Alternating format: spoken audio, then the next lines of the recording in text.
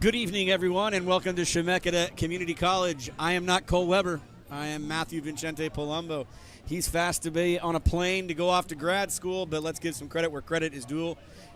Credit Cole Weber. Thank you for bringing me into the booth for an historic game for this franchise as its host family recognition. We were just getting to that. Thank you for reminding me, Ryan. Families that hosted some of the players. This is a unique baseball league to begin with. 19-year-old kids going away at home and playing with wood bats, but we've got great baseball, playoff baseball coming up right now. First ever playoff game for the Marion Berries. Well, we're right back here, and now I'm back where I like to be live and on camera. Right now, look around this crowd, look around this stadium. You might see me and you might see other people in this booth that are going to bring this telecast to you, but it's really about the fan and the appreciation of the fan tonight. As many as 1,400 to 1,500 tickets were on sale. They expect standing room only for this Portland Pickles crowd, coming in here with a absolute juggernaut of a record at 43-11, 28-26 for your Marion Berries. Getting back to some of the action on the field, there's Kazimoto, one of the great players for this team this season, coming off a great series with the Pickles. According to our records here, we had him right there around 6 for 15 with 3 doubles and a home run against Portland this year. Then on to Taylor Brenneman. Maybe the catch of the year. They said there was not one, but maybe 2 of these out in left field, just with thievery and robbery, taking the home run away. July 5th. Another home run here, and we're going to talk about Glasgow and Vasquez a lot, both of the number 36s for these teams. Big power hitting, and again, tonight I'm very interested to see what this field will yield with a little bit of wind. It is blowing in. They say it will play small, but we will see. Coming back to Cody Kajimoto, it'll be another double. This game kind of sealed up late there, and he kind of put some of the icing on the cake. Glasgow will come back here on the next highlight, and again, you see all of the praise coming from the bench. And again, a team that has come together under Coach Tucker this season. Glasgow now with a double late in the game. 2 RBIs on that hit. Actually, just a single, bringing in the 2 runs. Here in August, again, Glasgow, the grand slam late in the innings. Ryan was telling me just about how effective he was at kind of nailing the door shut in that game. And what was significant about that, this is only one of 2 teams that have taken a series off of the Pickles all season. I talked about that bloated record of 43-11. Wonderful second half for the Marion Berries at 16-11, and then the Strout home run scoring 26 runs in the final 3 games against Salem. Now looking on to the crowd. Again, it's going to be a really nice night tonight. Obviously, weather in the low 80s, a little bit of wind. And we look out into the left fields. We'll see the Don Pancho sign. They are putting out the rally towels. First 500 in tonight will get rally towels for this lone playoff game. This is going to be the one and only playoff game that we are going to see for the Marion Berries throughout this postseason. So trying to extend their season here with a win tonight in front of their home crowd. A lot of adulation being given to all of their season ticket holders as they're sitting down below in the wonderful Marion Berry chairs that were all laid out. Gosh, goals that we'll be looking forward towards next season. We'll talk about ticket sales in a moment, but I mean, they're talking about turf, being able to put 2,000 people in here. They're talking about bars and restaurants. But right now, it is basically a field of dreams for these kids right now as they get ready to take on the juggernaut known as the Portland Pickles.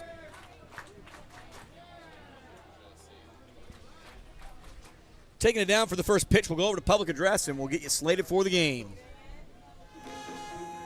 Of you, Leroy.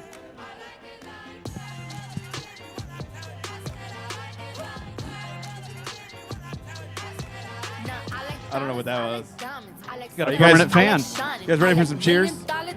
Where's my pen? I'm signing. I like those Balenciagas, the ones that look like socks. I like going to the Tula. I put rocks all in my watch. I like Texas. Come on, hoes, wake up over there. You guys ready? Second chance. I like proving wrong. I do what they say I can't. They call me Cardi, Cardi, banging body, spicy mommy, hot tamale, hotter than a Ho! Ferrari, hop up the stoop, jump in the coupe.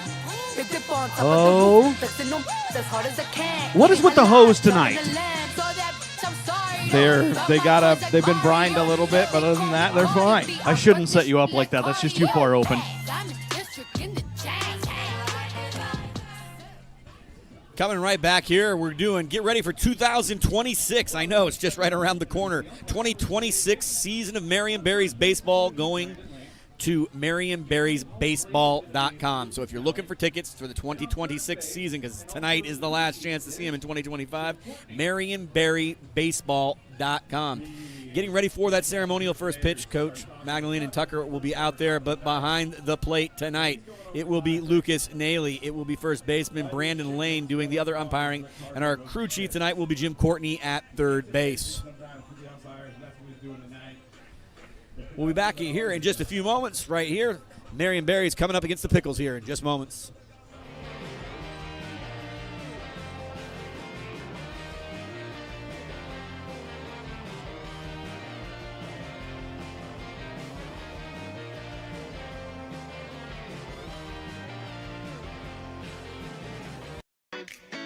My favorite snack / meal would be probably Jersey Mike's, number 13, Mike's Way.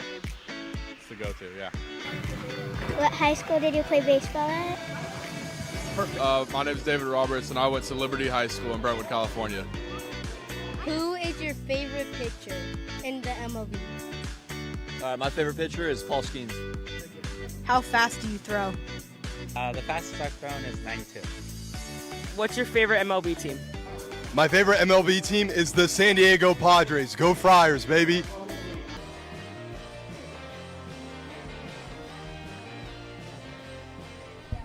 Welcome back to Shikamaka Community College. Did you get broken down here on the Portland Pickles? I think you really only need to know a couple of things, 43-11. I think you need to know about Coach Magdalena. I think he has the utmost respect for his opponent. It does not matter that they may have finished 17 games out in front of their opponent, but they think it's like looking in the mirror. They want to get strong pitching, but they are going to use all the speed that they have and the power. They expect this ballpark to play small tonight, and again, I don't think they want to rest on their laurels. Even though they'll have the final 2 games of this series, if need be necessary, there would be a game 3 on Sunday, game 2 and Saturday would obviously be back up in Portland. The Pickles are known for one thing and one thing only since 2015. Their marketing genius is there. They were basically named after Portland, Maine in 1930, and Portland has had basically minor league baseball for years, but the one that's taken to everybody's hearts is this Pickles. Obviously later or earlier in this week they just came off some copyright infringement issues potentially with Disney, but right now really the baseball is what they're focusing in on. They're going to carry roughly 12 to 13 more players than The Berries will tonight, which basically means they have live arms down there in the dugout, and they're going to be able to be prepared for anything. I think that's why, on paper, this looks like a game that could be very difficult for the Berries to win. But again, they can go back, and so can Coach Tucker Brack, and look exactly at the Pickles and say, you know what, we're only one of two teams that's been able to take a series off of you. They've been able to get good, clean hits. And again, take advantage of this ballpark tonight. It's been a warm day. And I am here pregame for game one of our series between the Marion Berries and the Portland Pickles, coming to town with WCL All-Star Danny Weidman. Good to see you, Danny. How are you feeling today? I'm feeling good. How are you? I am great, man. It's a beautiful day here in Salem. Beautiful. I mean, you're used to the weather in Oregon, being up from West Lynn. Tell me a little bit about your senior season at West Lynn High School baseball. It was a lot of fun, you know, just being with the team. A lot of guys that I grew up with and familiar coaches. And we've had a lot of success in the past, so, you know, just being with the guys for the last time, it was a lot of fun. We had a great season for sure. Yeah, I mean, you had an awesome season just for your senior year, All-State selection, two-time All-State up there at West Lynn. Got you prepared for this summer, WCL All-Star. Tell me a little bit about what this summer has meant to you going forward for your career. Yeah, you know, just trying to get hits, you know, just always be a team player. You know, I've liked, you know, winning ball games and stuff like that. So, you know, just doing what I can for the team, and, you know, the success has, you know, paid off, and I've gotten a couple of, you know, All-Stars and stuff like that. So, you know, it's just been a fun summer so far for sure. Absolutely. I mean, you're a guy that just gets on base, gets hits, exactly like you said. You got on base the other night. Tell me what was going through your mind when you walked against the Cowlitz Black Bears in Game 2, and you were on base, the winning run when Bryce Hubbard was at the plate. Tell me what was going on in your mind. Yeah, you know, Hubbard and Paul, you know, they've just been hot. So, you know, I was just trying to get on base, you know, not trying to do too much. You know, leave all the power and stuff like that, you know, to the big boys. You know, just trying to get on base and not trying to do too much, be a team player, you know, stuff like that. Absolutely. Did you think it was going out when you saw it off the bat? I had a feeling it was going out, but I didn't want to watch it. I had to make sure, you know, I was around the base and stuff like that. Make sure if it stayed in, I was scoring for sure. But I really wanted to watch it. Yeah. I thought it was going out. Yeah, that's what he told me. He said that right off the bat, he thought it was going, and then a split second in his head, he's like, oh, man, it's too low. But he thought you would score no matter what because you're so quick coming from first base. Yeah.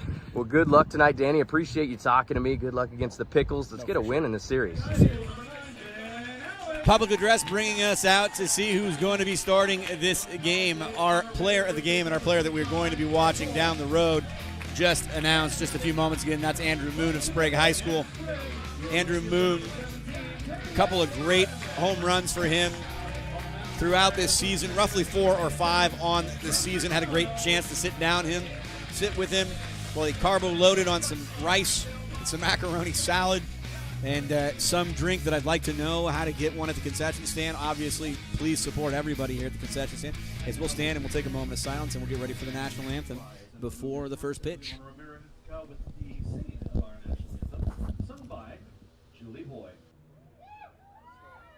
Oh, say, can you see by the dawn's early light what so proudly we hailed at the twilight's last gleaming, whose broad stripes and bright stars through the perilous fight o'er the ramparts we watched were so gallantly streaming, and the rocket's red glare, the bombs bursting in air, gave proof through the night that our flag was still there. Oh, say does that star-spangled banner yet wave o'er the land of the free and the home of the brave? Just gets better every time. Time to throw the record books out. 28-26, a 16-11 second half for the Marion Berries. Saw them drop their last 3 here to the Pickles. I don't really want to do the run disparity because it won't do it any service. They put up 11 runs and gave up 36 or 37. Again, they're going to go up against a bunch of live arms tonight.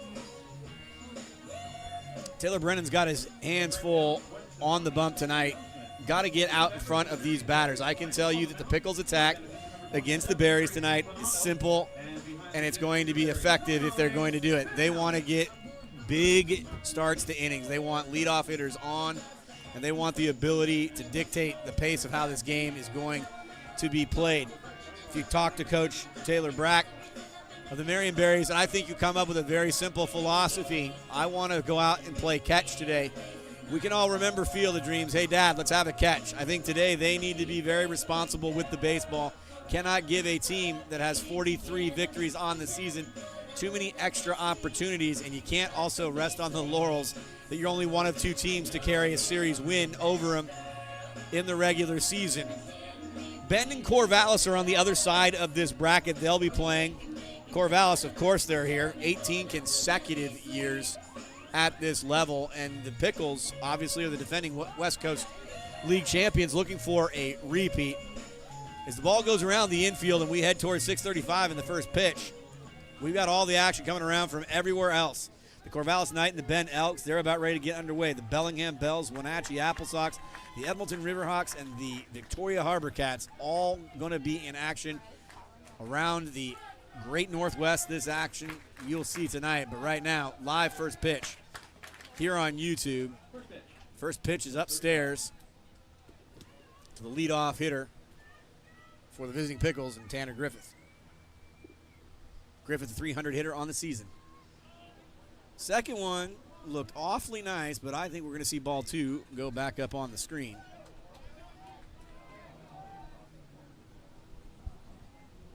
Take a moment maybe to get some communication between battery mates this afternoon or early evening. Watch how the sun will play out also. It's going to be a kind of a strange day as the sun does go down on that third base side. Hot smash into the middle, clears the hole at second base, and it will be a leadoff hit for Tanner Griffith. Single for the leadoff hitter, and a great start.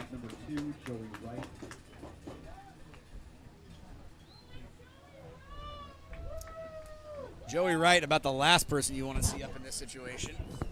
A great number 2 hitter coming in for the Pickles. Active to be on the base paths immediately, and they're throwing over, and I was told by both ball clubs that they are going to be very tentative at first about how they do want to run. They want to see what kind of motion they are going to get out of their starting pitchers. Berries will sneak in over at third base. Tony Otis taking a look in there and a peek. Again, they're holding on the runner at first, who is Griffith.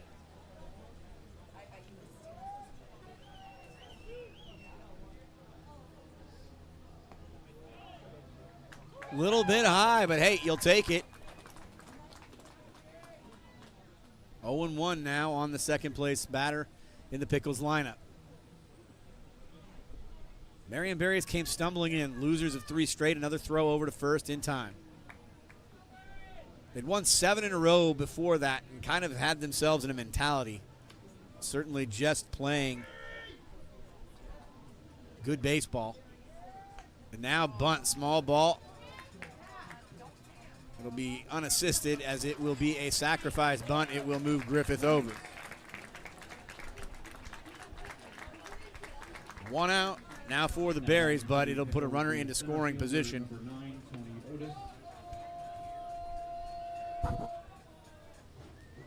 Excuse me, Tony Otis, the third baseman for Pickles. He'll step in now with an RBI opportunity.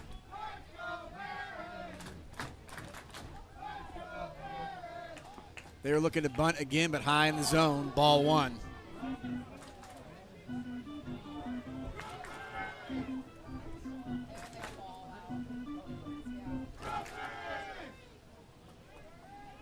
Trying to operate from a position of being even or behind is going to be really, really difficult all evening.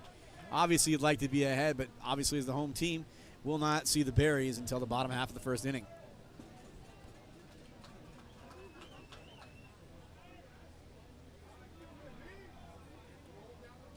Otis, a .333 hitter on the season with 37 hits.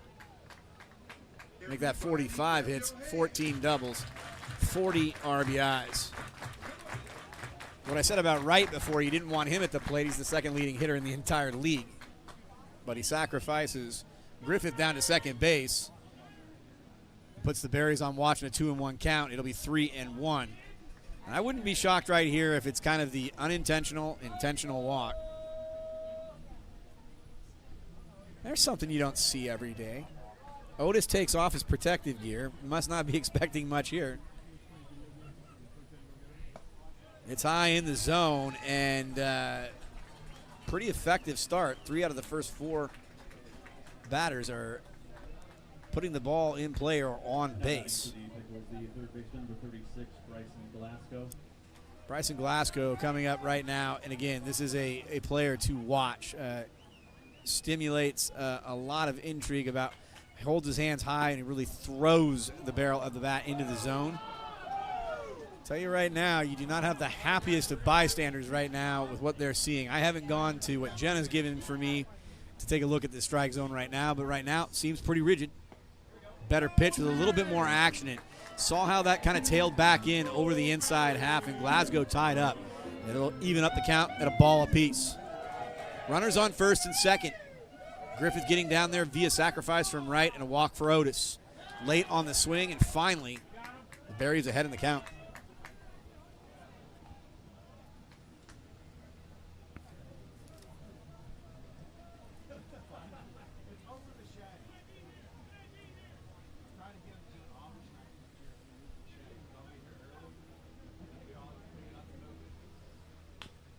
Over to third base, going to be a chance at a double play. Touches third, going over to first.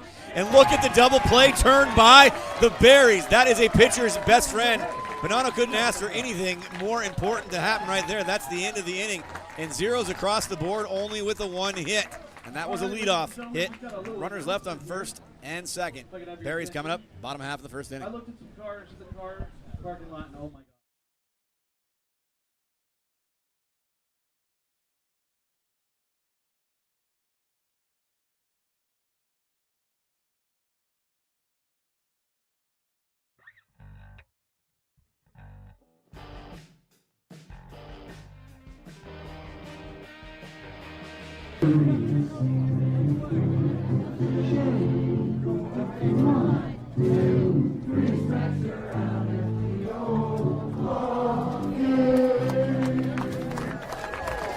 Well done, well done. Those vocal lessons are just coming in good for you, Leroy.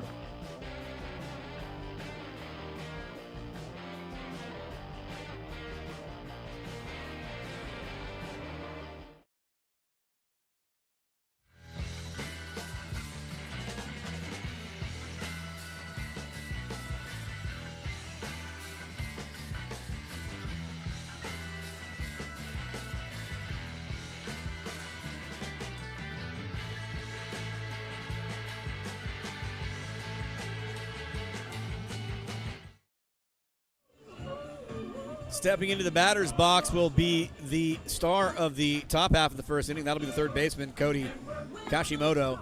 He was able to take that play on the high hop from Glasgow, step on third, and rifle it across the diamond for a very friendly double play and stranding 2 runners for the Pickles. Again, putting zeros on the board.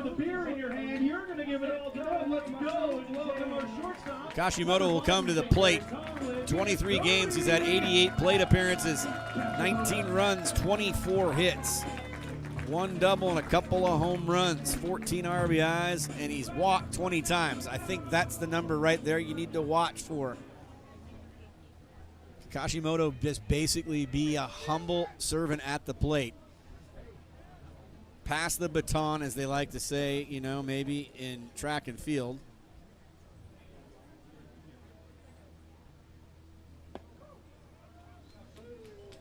So far, both starting pitchers not coming out with their A games, starting off with questionable control at this time. Smith on the bump. Got Kashimoto definitely thinking about putting something the other way, but he'll be 2-1 in the count as the leadoff hitter for the Berries comes in after turning a great double play. That ball had heat behind it. Inner half all of the way, straight line fastball. Tell you what I like about what I see about the Pickles pitching staff. Talk about working quick. Now can Kashimoto get down to first base in time, but it's an easy play for the third baseman. Here's good to now from the fan from the University of Oregon. Working center field for you tonight. Here's number 3, Danny Weidman. Danny Weidman in our earlier interview. Danny Weidman will come to the plate.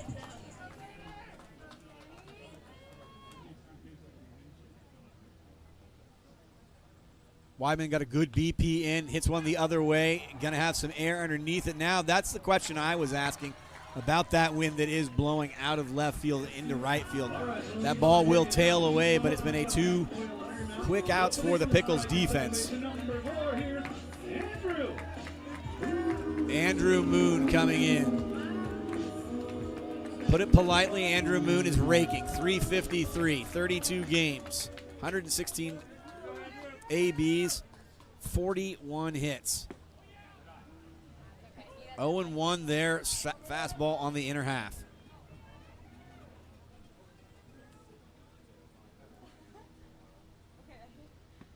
Smith wastes absolutely 0 time. It's almost like they start making the call for what the next pitch is the moment the catcher releases it back to him after the previous pitch. 1-1 on the third place hitter here in the Berries lineup. And he'll go upstairs trying to get a big cut in, but number 4 misses it all, and now in a hole, 1-2. Moon's going to have to shorten up, or it's going to be a quick inning for the Pickles. Wasted pitch by the staff right there. And again, talking about the conditions out there right now, fairly nice, sunshine everywhere, equal opportunity, but it is going to start bringing shadows across the field here in the next half inning. Over to second baseman, and the Pickles are going to give a 1-2-3 inning to their starting pitching, and we'll go to the top half of the second inning, scoreless with only 1 hit.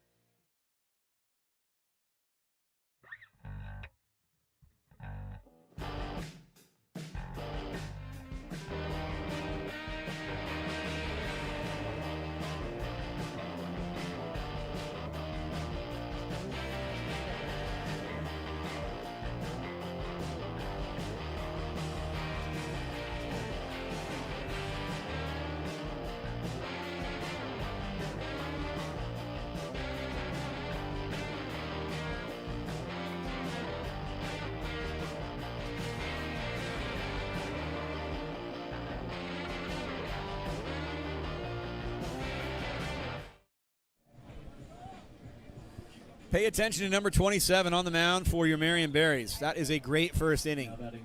Gives up the lead-off hit, gets a sacrifice bunt, pushes a runner into scoring position, then he gets the great Cody Kashimoto double play that ends the inning. Timely over to Jake Holmes.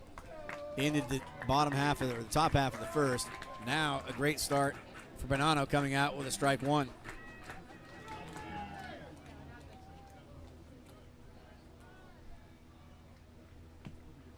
Check swing. Now can he field his position? Backhands it. Bonanno underhands it just a little bit. Kind of a Dan Quisenberry look, but he's able to get it across for the easy putout. Now batting the left fielder, number 29, Braden Woldridge. Fielding his position well. Bonanno gets the check swing, able to get it backhanded, and then kind of flip it over. Easy play right there. Made it look easier than it was. Jake Holmes covering first base.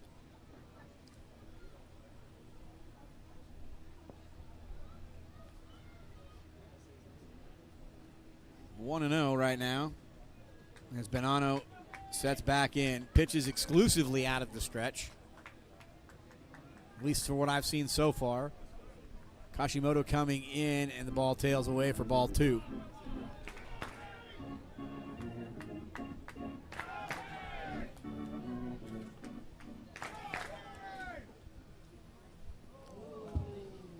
Getting away from him there.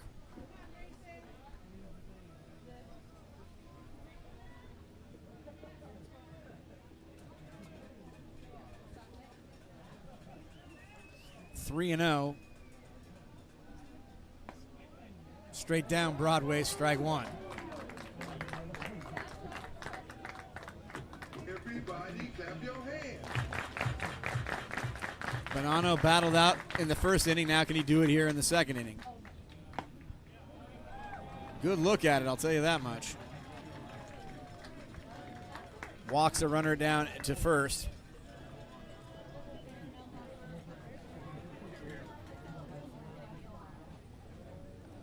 Now batting the designated hitter number 52, Ellie Kligman. Ellie Kligman coming in now.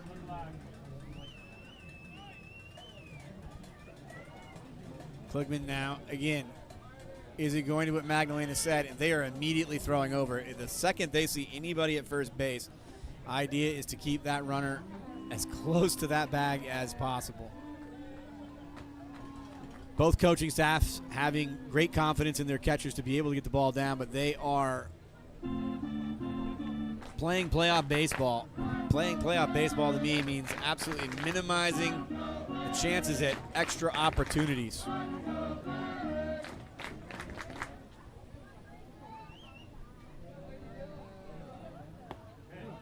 Ellie Klingman now takes a look at it, evens it up. Actually, it looks like, take that back, goes 0-1. One strike, no balls. Back over to first base again. This isn't going to be an honesty thing. I think what right now they got to get on the same page, and they will, I think, after this inning, about communicate with the catcher what you want that pitch to be and make it be something that you know that the catcher can get down to second base if they decide that they are going to send a man in motion. Ellie Klingman DHing tonight.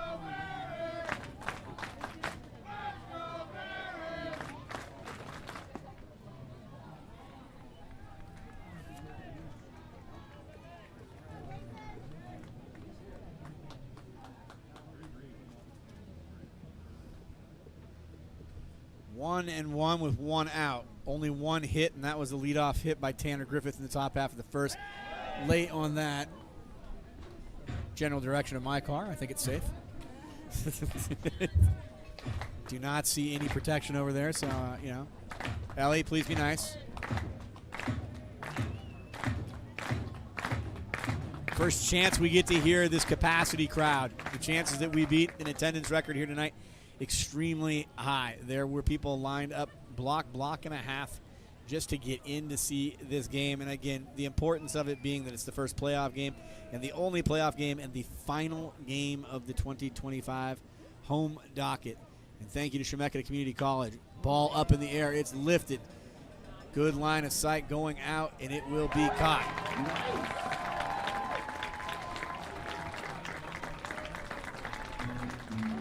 Good news, it's time for the beer batter. Let's check it out. The catcher Taylor Brennan able to bring that ball back in. Stewart.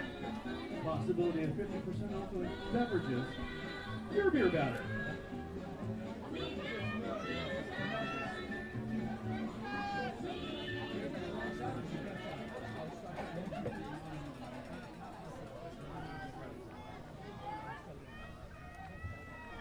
Stewart steps in now off to the shortstop. Gonna get out of the inning with a good throw here and a good dig, and they do. Got to give all the credit right there to Jacob Holmes, digging it out, making sure they get the end of an inning, and it is scoreless through an inning and a half here. That's Chemeketa Community College.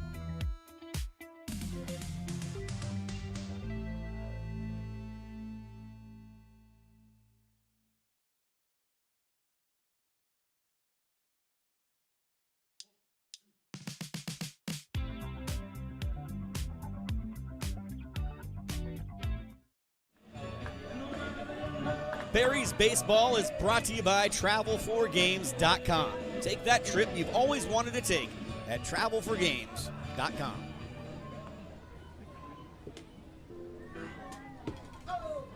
Oh, and right at that time now, let's welcome the young man from USC. Your right fielder, number 18, here is Will Stickney. Will Stickney coming in. After a 1-2-3 first inning, can the lead-off hitter and cleanup hitter Will Stickney get something started here for the Berries? Scoreless after an inning and a half, only one hit. Going the other way, Oppo Taco, ball's got some lift on it, and at the wall is called a drop.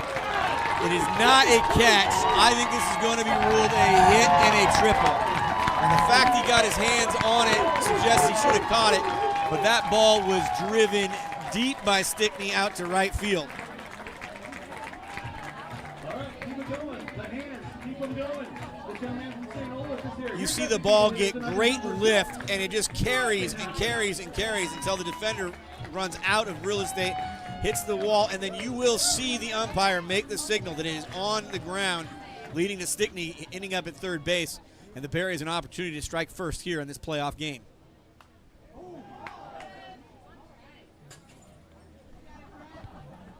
That was a fake sound. I actually thought something broke. Brecken Hadley, the DH, plenty of power. Right now, looking to get something through, and that is a quick 0-2 hole. Gonna really have to shorten up here now.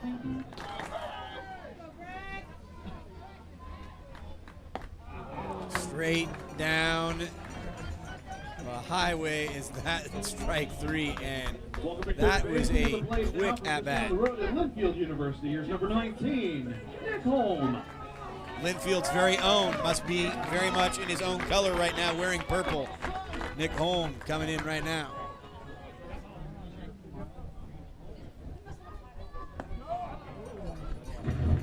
That's 2 consecutive swing and misses now. Leadoff triple, need to get something done. Their first hit were the Berries. And again, just dealing from the bottom of the deck right now.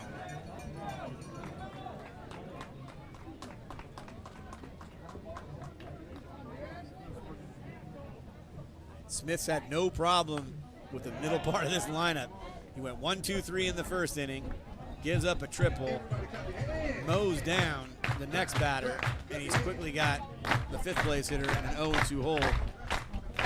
1 out. Up the middle, that'll get the job done.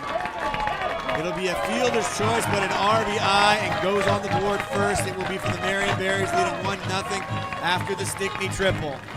RBI will go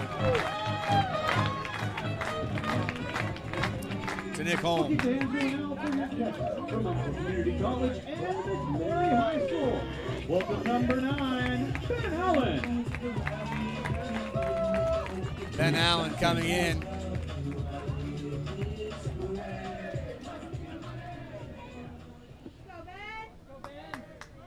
Ben Allen opposite Bonanno. Big first run. Tucker Brock had one thing to say, and one thing to say only about his opponent in the Pickles. He wanted them to play nervous.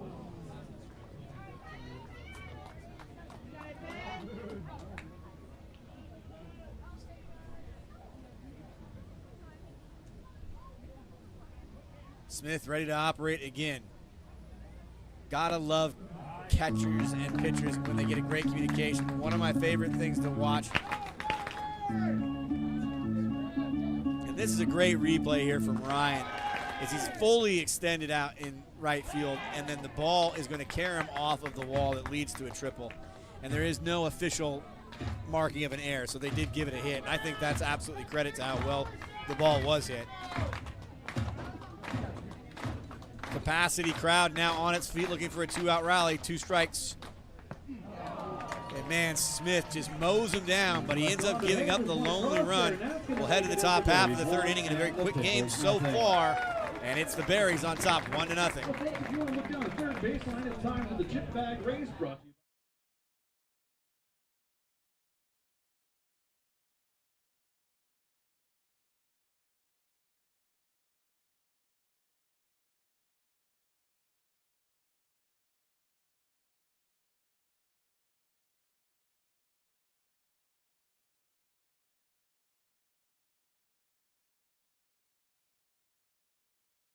One of them needs to hop down here around the sign and back, and the winner is the one who gets the berry quickest. 3, 2, 1, go!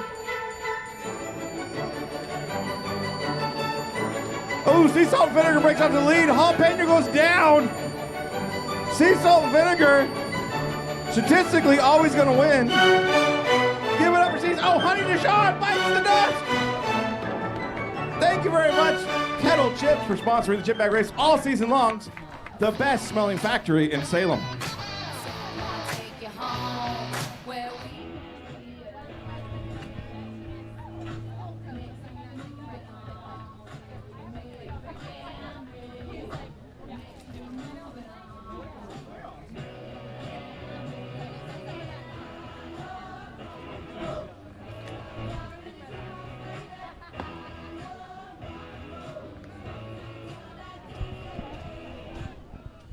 Crafton Stroop.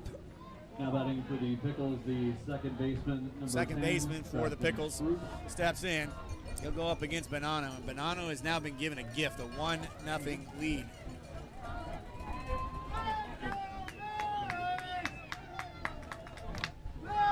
Some of the things I heard about were players playing out of position, but so far all of the right things have been called by the Marion Berries, leading 1-0. Last time these teams met, I believe, was on the 3rd or the 5th. And it was not a good game. It was 10-1. So already got the 1 run out there. And it is down in the strike zone. 2 balls, no strikes. Bonanno trying to go after Stroop and get ahead of him. That's a beautiful pitch, using all 4 corners of the plate, catching the upper right-hand portion there to the left-handed batter. Myself, as a left-handed batter, I can tell you there's nothing more that I love to see a right-hander want to throw me down and in, but away, away, away, and again late on that swing. Great bounce back from Bonanno now, evening up the count at 2 balls and 2 strikes. No outs.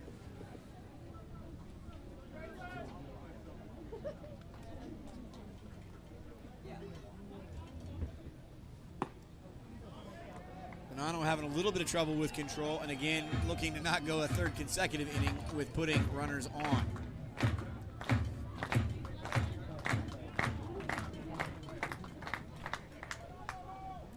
Full count, ball goes inside, and it will end up being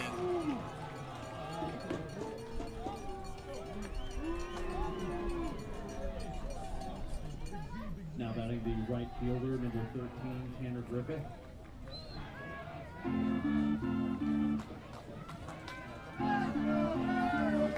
Tanner Griffith back up for a 2nd time here in the 3rd inning. Had a nice seeing eye single through the right side in the 1st inning. Ended up being left on base after the great double play that ended the 1st inning for the Berries defense. And again, there is a concerted effort. Some of what's been talked about to me about the conditions on this field right now is to be very, very careful about letting the ball, oh, wow, lots of room out there. But he made a leap. Now the question is, if he leaps and runs and catches it, is it a catch? I don't think so. I think he has to catch it in play, and if he gets carried out, then that's fine. Grayson Bonanno went to Torrey Pines High School. If you know about Torrey Pines, I know a little bit about that. That is down near San Diego. If you ever remember Tiger Woods winning on a broken leg? That's where he did it. Bonanno not helping himself here in these 3 innings by putting base runners on. 1-1. Now to Tanner Griffith already with a hit. Yeah, way of the lead. I would love to have known if he would have been able to keep running if he'd have caught it.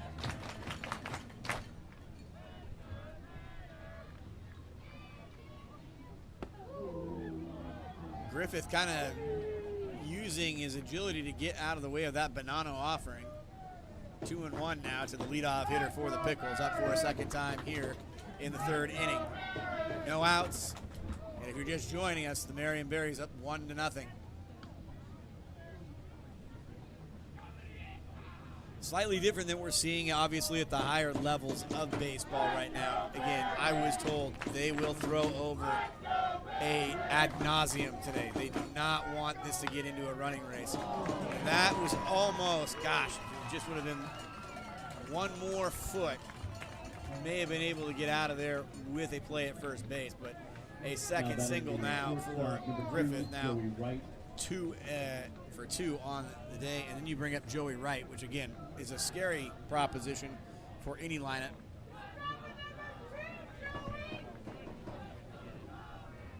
Joey now with another chance to drive runners in, but he'll go immediately and look to bunt, and he gets it down cleanly and a slip. Now is there going to be a dig? He's going to get him at first base. Now checking everything, make sure everybody's okay right now.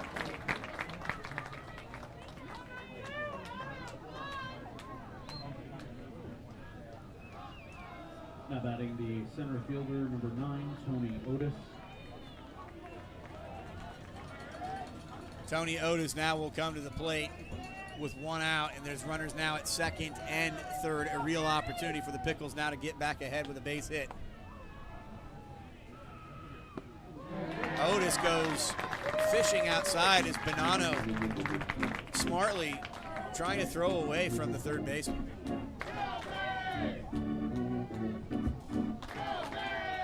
Both first baseman and third baseman in on the grass for the Berries. That ball is hit high and it is deep. Ball carrying at the track, and it's going to be good enough to score a run. Small ball sacrifice fly, that will bring in easily Stroop, who got on by walk. Griffith then able to get down all the way to third, but that's 2 outs on a ball driven to one of the deepest parts of the ballpark. The third baseman, number 36, Bryson Glasgow.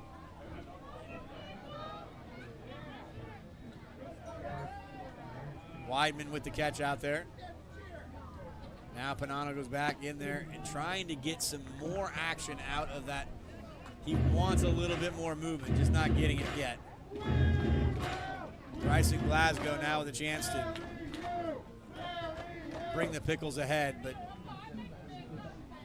again, Grayson Bonanno not going to really play around, I think, with the big part of the plate with a runner on third and an empty first base. But Glasgow absolutely fooled on that pitch, expected something on the inner half, and got painted on the second and on the back half of that pitch by Bonanno. Grayson doing a great job mixing up his pitches in this sequence. 3 balls, 1 strike. Glasgow, true definition of a cleanup hitter.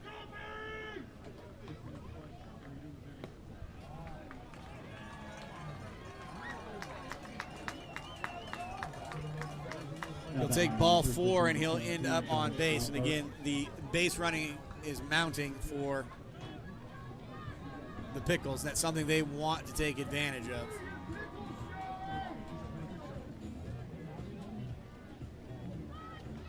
Josh Schleihart now coming to the plate. We'll have a quick meeting of the minds out there, see what's going on with Grayson Bonanno right now. As there has been a little bit of control problems. Obviously haven't got the pitch count down yet, but he's put up a ton of pitches here in the third inning. And again, he's done a great job, serviceable, keeping the game at 1 apiece.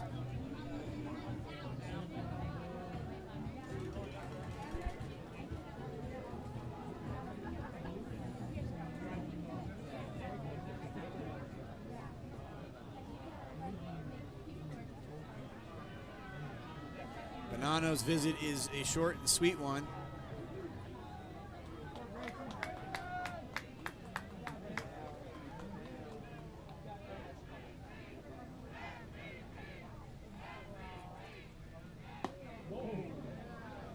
Talk about discipline. Could have easily taken the hit by pitch. 1-0. Runners now on first and third.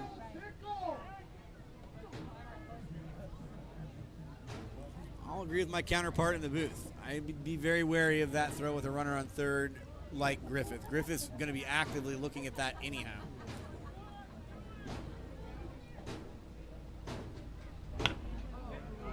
Oh, eaten up, and I think it's going to be enough to get the run down.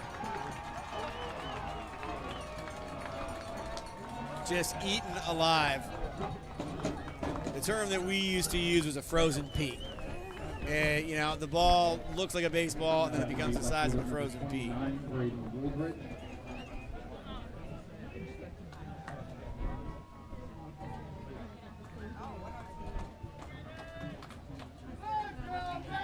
McGuire in now.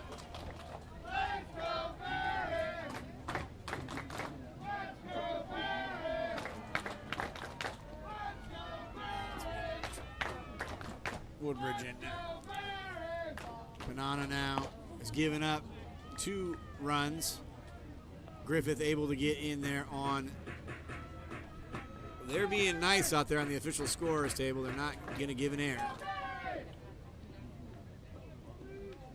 Banana looks back at second, comes back to home. Quickly 2-0. Somebody heading out to the bullpen for the Berries right now, as there is concern about Grayson going much deeper in this game. It is a playoff game, and again, the amount of arms and the arsenal that sits with the Pickles this evening is impressive, to say the least. 3-1, 2 outs, runners on first and second, already 2 across.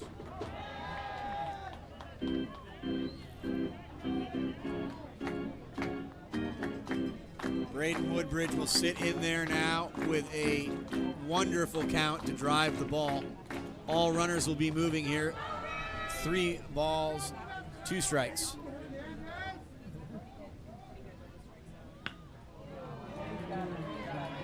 Weidman camped out, and that will end the inning. He just posits that baseball out to a lucky bystander out in center field. But the damage is done, and the Pickles are up 2-1 after 3 here.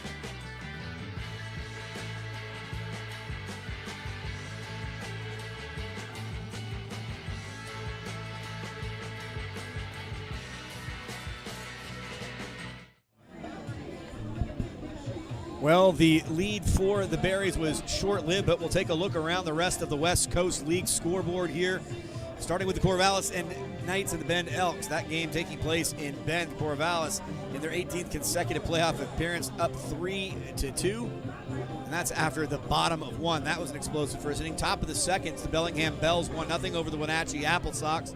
And bottom of the second, it's the Riverhawks of Edmonton over the Victoria Harbor Cats 2-0. Bottom of third now, let's hear your voices. This young man is from Cal State, Monterey. Their first baseman, number 25, Jake Holmes.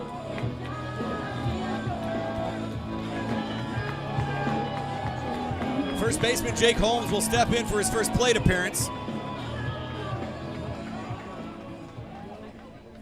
Holmes kind of an ominous present there, holding his hands up high by his ears. Late on that swing.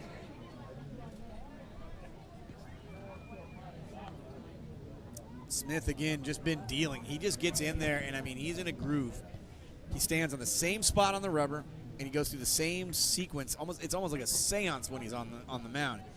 As soon as he gets it, you'll see him. He'll park himself on the far right-hand side of the mound. And he's already basically halfway in his motion before the batter intended is even set. That one is straight up. Now we're going to see what communication, what kind of wind it has, but not a problem. It's a pop-up to the first baseman. This young man is originally from Square High School, Community College.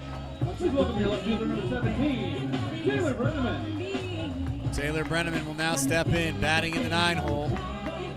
One of my favorite positions to actually bat in any lineup. Actually, it's my favorite. You're the second leadoff hitter. Your job is to see strikes and to get some pitches in there, see if you can get something started. And I thought that might be a key to this game is what would the bottom half of this Berries offense look like against this Pickles pitching staff right now? Yeah. He's just doing a great job there, Ryan. Thanks just kind of for characterizing exactly where he's at. He's already in his motion. I'm not even looking, and I can tell you, he's ready to pitch. I mean, watch when he catches the ball from this point stand for it. He will literally walk, like I said, just to the right-hand side of the rubber, and he's almost in his motion. It's almost like they know pitches in advance what they're going to do. 2-2, 1 out. 9th place hitter turning over the lineup. Kashimoto would be on the on-deck circle. That ball will get out of play. Do want to give special thanks out to anybody involved with Chemeketa Community College for such short notice. Obviously, the intended purpose, the intended home for this team, for the Berries, was to be with Willamette University, but not to be, and they're already excited to come back here next season. That ball's up in the zone. That'll be ball 3.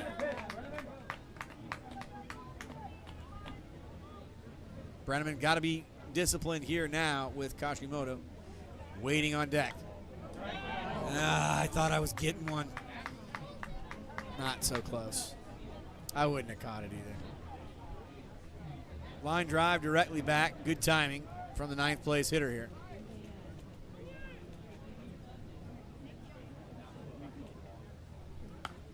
Smith is trying to just kind of eke away at the latter, or what I call the wide half of the strike zone, to a right-handed batter. Now it's going to be interesting what the cat and mouse game is going to be.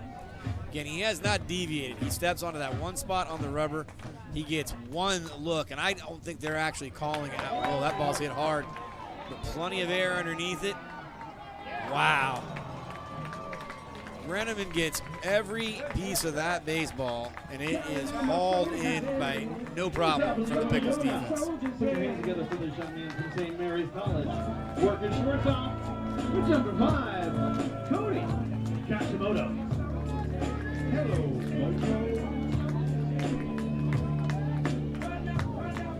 Kashimoto now will come back up.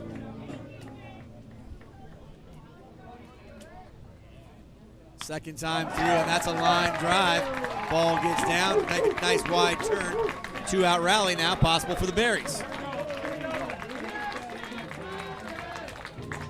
Moving right along to your center fielder now. Up from the University of Oregon, please welcome number 3, Danny Wiseman. Just a smooth stroke. And there is nothing maybe, I think, more graceful or beautiful in all of sport than a left-handed batter. It just looks better. Sometimes a powerful right-hander looks good, but I just like the way the bat rips through the zone. Weidman now at the plate. Now out of the stretch, we see Smith have to deal. Question now is Tucker going to get his team in motion right now and see what he can do? Trailing 2-1 on the board in runs, 3-2 in hits, and Smith will throw over as Kashimoto obviously is a threat, and he spends a lot of time on first base.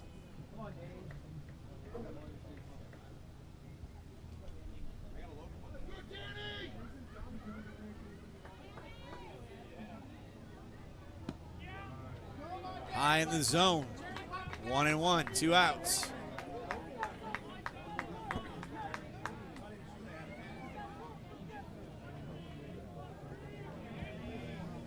Dylan Smith now going to check back over on Cody at first base.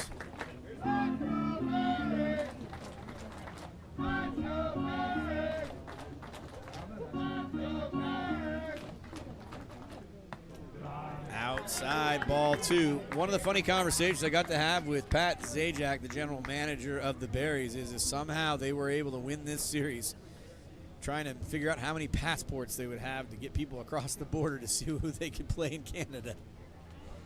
But first, you got to take care of business here. 2-1 to Weidman. Kashimoto now down at first base. Smith. Big foul ball going out of play. Deuces are wild.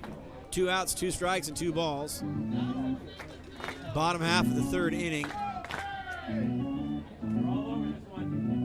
Saw the Pickles come back on top after the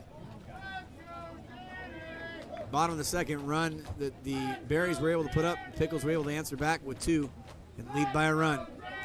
Dylan Smith low and in the ground. Lucky didn't get away far enough. Kashimoto smart to stay at first.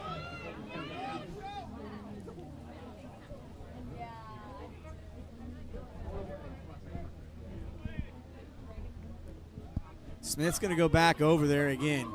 Interesting here, what he sees is, and I'm guessing that's what they see from the dugout as well, is that they intend that he's going to throw this ball in the strike zone. This ball is going to end up in play, and they're afraid of Kashimoto's speed if anything gets hit to the gap.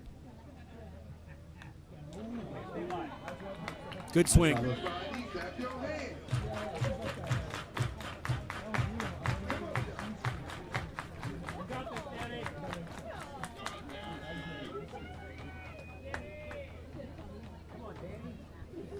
Oh for 1, as you do now see the straggling, can't think of the right word, shadows that are now going to cascade over this field. It's going to be interesting now for the batter and the hitter. Batter and the hitter and the pitcher. Oh. Swing high and out of the zone. Kashimoto will be stranded at first and will head to the top half of the 4th inning. And it's the Pickles on top. 2-1 over the Berries. There's still plenty of time and game left. Head down to the batting cage or to Berry Snack Shack for a ballpark bite or a very sweet treat. And if you haven't already, you should check out the team store to get your official Marion Berries gear.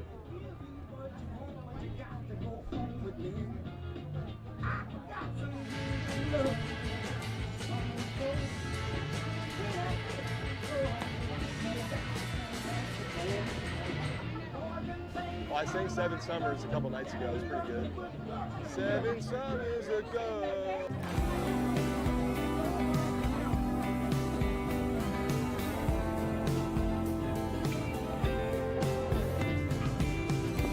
Yeah, bet your daddy's so proud. How's little girl turned out? I think she dies a boy. A good old boy like me. 'Cause I still go drinking same friends on Friday. Bought a few acres, couple roads on the highway. Guess you never saw things my way anyway. But I wonder when you're drinking if you find yourself thinking about that boy from East Tennessee. And I know we both knew better, but we still said forever. And that was 7 summers ago. Southern Comfort, were we dumb or just younger? Who knows? Back then you Pickles, the designated hitter number 50. Headed to the bottom half of the 4th inning, and it will be the Pickles coming to bat. Ellie Klingman will step back in.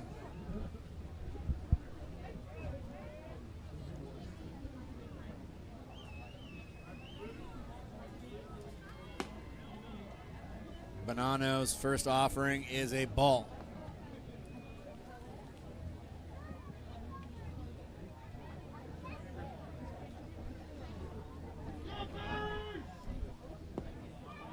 Second low and inside. Bonanno now with 28 balls to 26 strikes. That's going to be a problem as this game goes on.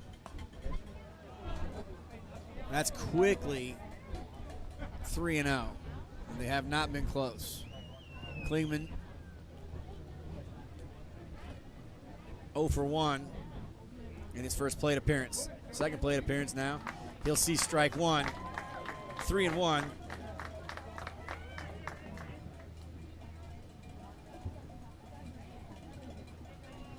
Klingman the DH now for Magdalena's squad. He's late. Grayson Bonanno with some great work there to work the count back full.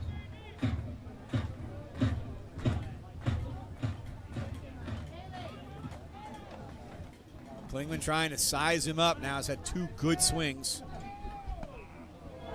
Klingman will just toss that bat as not even close. Cheer you up, Devin. The beer batter's coming up. The catcher for the Pickles, number 20, Colin Runner Stewart. Third walk on the evening. Got 1-6 warming up, huh? Gonna be on any of my active rosters. Would that be Lucas Plenert out of Beaverton and George Fox, my neck of the woods.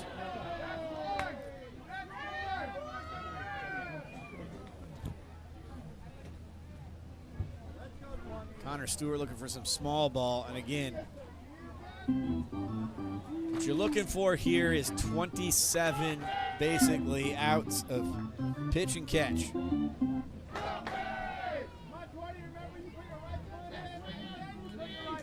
Grayson Bonanno right now is playing a lot of catch.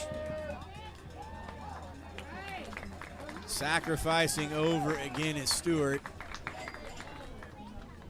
Now batting the second baseman, number 10, Grafton Stroop. Stroop will step back in. Second plate appearance here in the 4th inning.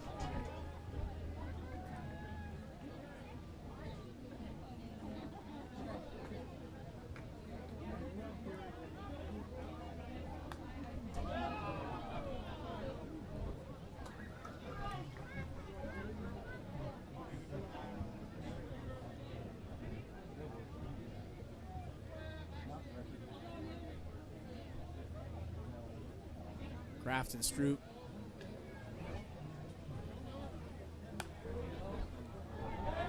Now down 0-2.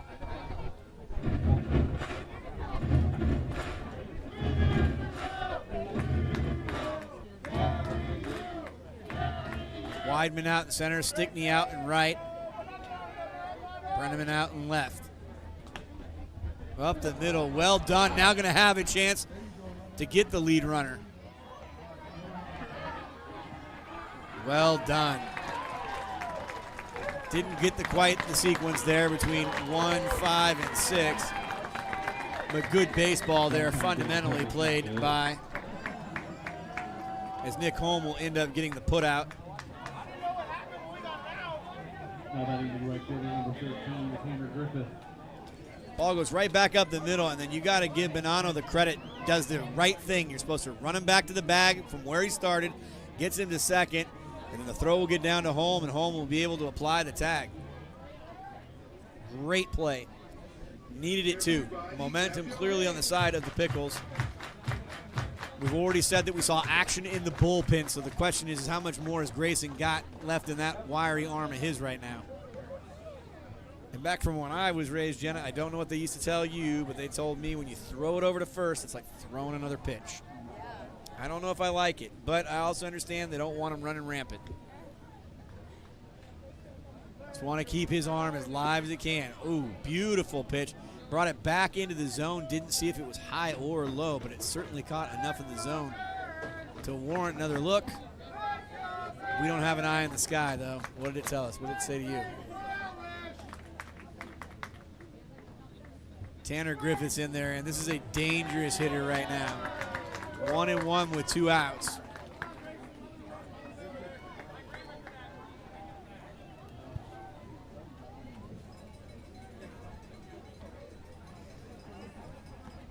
Throw over again.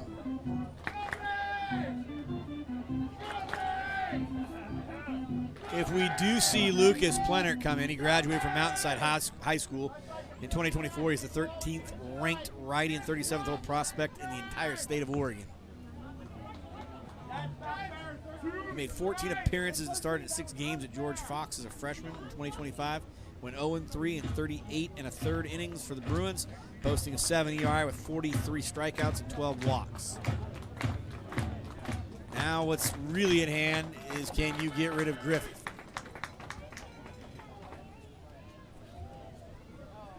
Griffith now 1-2, 2 outs, trying to keep it a 1-run game. A lot of room out there in foul territory, but Holm could not make the play, could not see the ball well enough.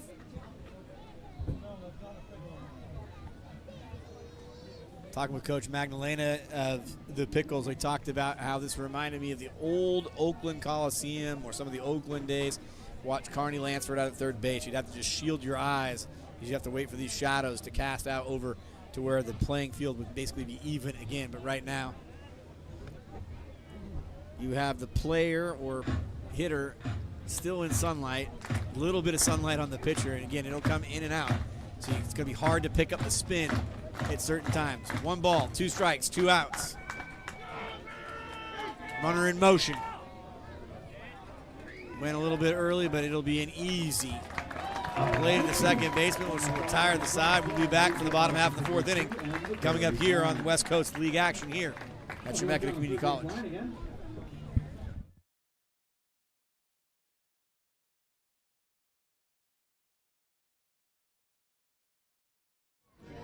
Leroy, tell us all about it.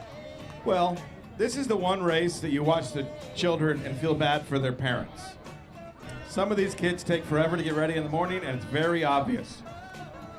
My drink is gone. This is a dress-up race. They got to put on the jersey, the hat, and the pants, and then run back to where they started. Hold on, you get yours now. We got Rowdy and Brooke. 3, 2, 1, go! Here goes the jerseys. The jerseys are up. The jerseys are going on. Here we go. Oh, we got to the house. Looks like Brooke's in the lead. Brooke's the quicker of the 2 siblings. Brooke, 1 foot, other foot. Uh-oh, uh-oh. That way. You're going that way. Go that way. Go that way. Brooke did not get it. Look, Rowdy is our winner. Thank you, Dylan, for helping us out. Sometimes the pickle's not a bad thing. Not today, though.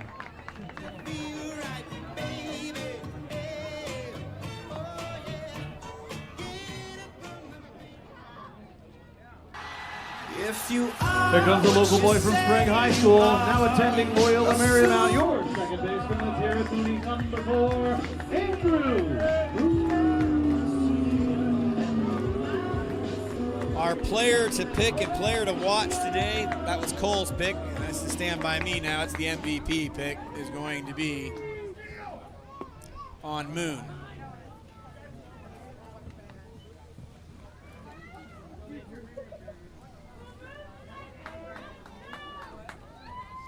Moon 0 for 1 on the day. A little seeing eye single, he'll get things started.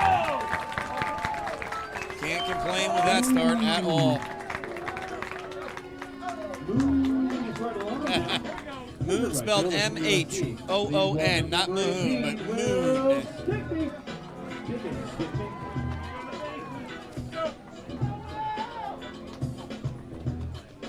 Will Stickney got a big triple and scored the only run for the Berries. Will Stickney coming in. #1 player in the state of California as a sophomore, eventually his top 50 rated shortstop in the state. So he's got talent. Everybody clap your hands. Clap, clap, clap your hands. Stickney now 0-1. Moon sticking close to first.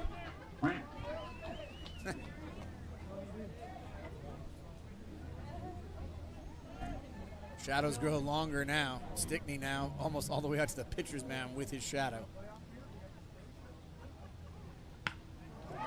Taylor made double play ball, your 6-4-3, your garden variety, and that is some kind of pick. That was wicked. That's as smooth as it gets. I'll tell you that right now. It's your designated hitter. Here's number 6, Bracken Hadley.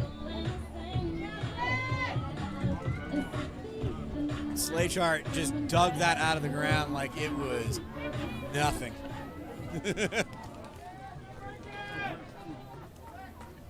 Stickney now 1-4-2 with the double play. He hits it a triple and a double play.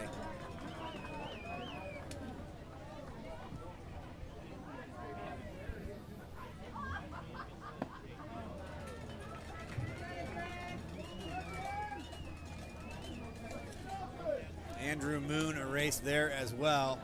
Quickly 2 strikes and a very quick top half of the 5th inning could be being worked right now. Moon's single again just gets the barrel out in front. Looks the part of a ball player for sure. And the double play is just clean. Stickney gets it right there, and then it is 6-4-3. And the pick is super clean and aggressive. And I think there's going to be room here. Right now, Pickles is playing good baseball as we head to the bottom, the top half of the 5th inning. We'll be back right after these messages. Ryan Gilbreth, State Farm, your go-to for auto insurance in Salem. Whether you're heading to the game, running errands, or hitting the open road, Ryan and his team are here to help you stay protected with coverage that's built around your needs. For personalized service and local support, count on Ryan Gilbreth, State Farm.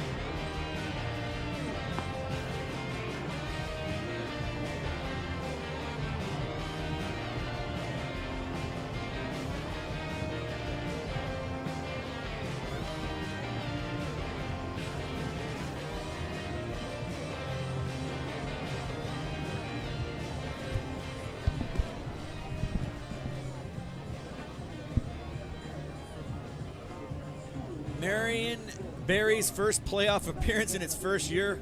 A combined 6 hits, Bonanno 3 hits, 2 runs, 5 walks, 0 Ks. And the Pickles only lead 2-1. Gotta be confident right now, I think, if you are the Berries. What gives you even more confidence, Jenna? 1,987 estimated in attendance.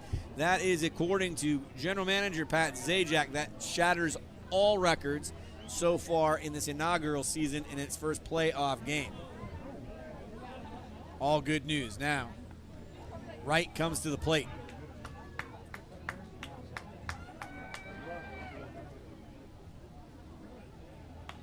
A little bit late on that.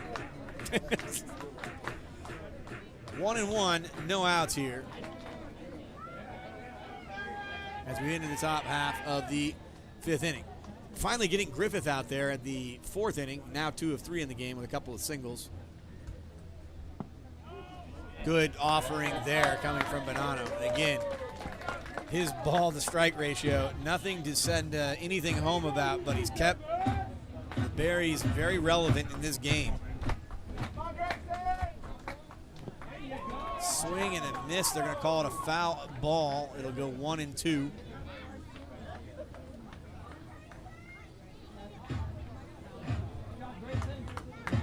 Joey Wright, dangerous, dangerous hitter in this lineup.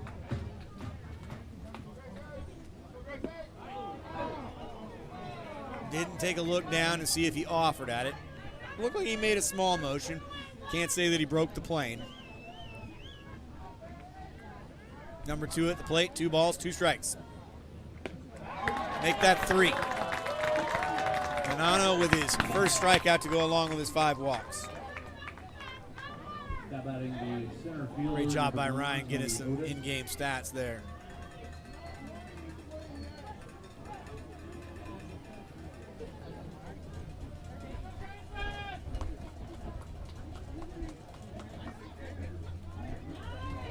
Otis steps in.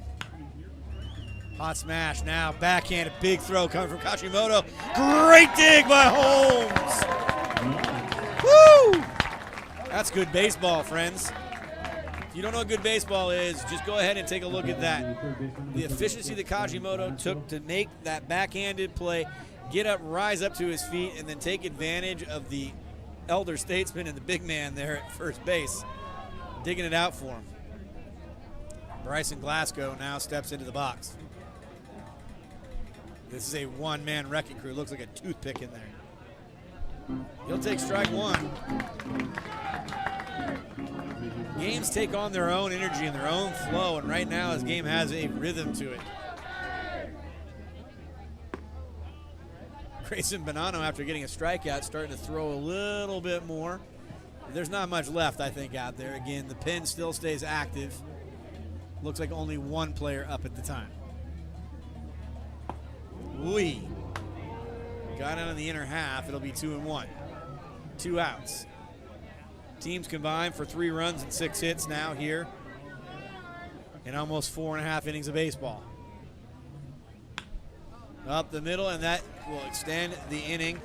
Glasgow now 1 for 2 on the afternoon with his first single. Now batting the first baseman, number 23, Josh Schleichert. Schleichert will come in, and he has played a mean first base. Got a great dig on that double play ball earlier in the game.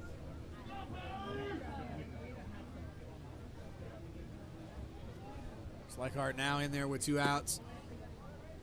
First time we've not seen Bonanno actually throw the ball over. What a great dig right here by Holmes.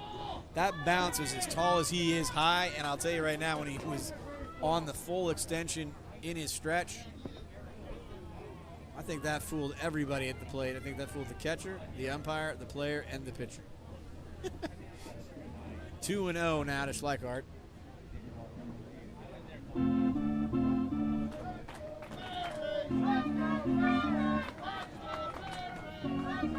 Holds his hands in, wants to get them extended, wants to throw the bat at the ball. Does not get a chance there, going 3-0.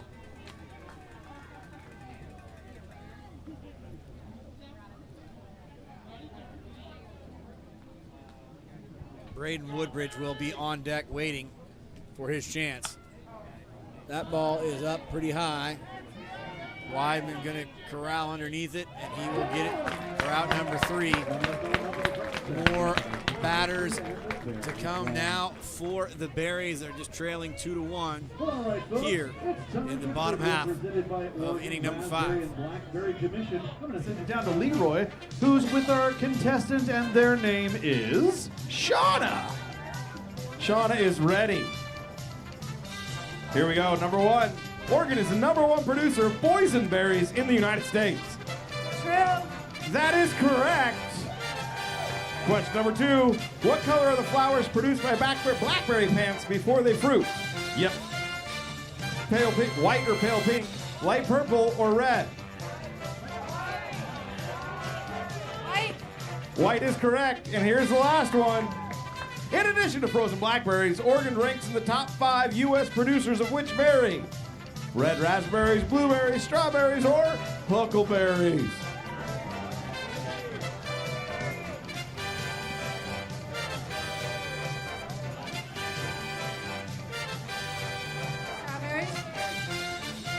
No, it is red raspberries. Shot again at 2 out of 3. Thank you, Oregon Raspberry and Blackberry Commission. Watch out, he's swinging the bat. Welcome back, Matthew Palumbo here on behalf of the Marion Berries, the defending champions, and the Pickles on top 2-1 here after 4.5 innings. They've given up just 3 hits to the Berries, who got that early run and got up 1-0, now trailing 2-1 as we head into the bottom half of the 5th inning, as we head towards the halfway point of this game. Dylan Smith right now, though, has really been dealing, and again, we've made great note about just how efficient he is from the rubber all the way to behind home plate. And there goes a nice start for the Berries. Looking for a double, but it won't be there.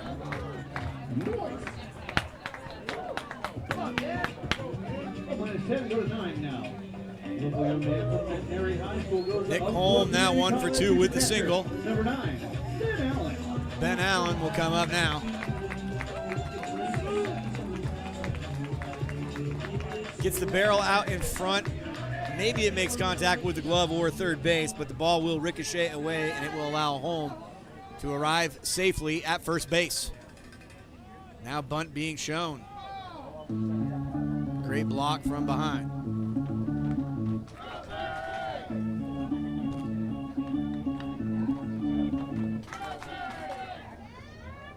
Connor Stewart able to block that ball.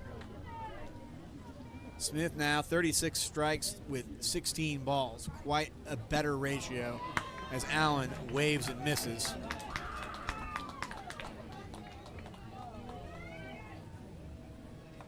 One ball, one strike.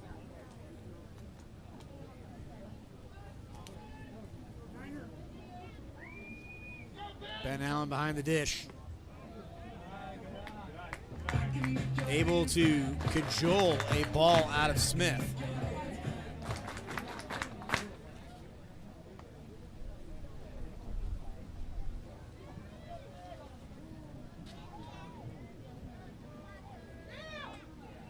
Double play depth for the infield. And again, you got to give credit to Allen right now. He's forcing the action by showing bunt. First really, I'd say, shaky moment I've seen out of Dylan Smith the entire outing so far.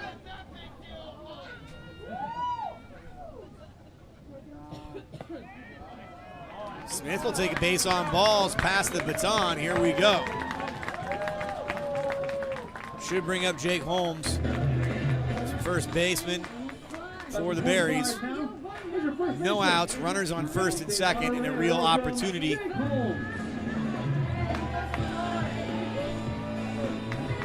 to put runs on the board.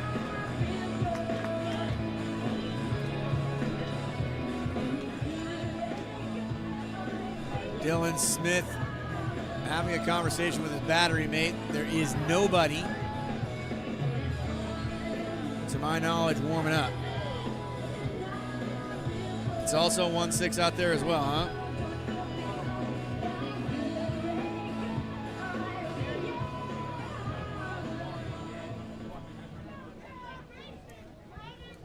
Could be one of the new players to their roster.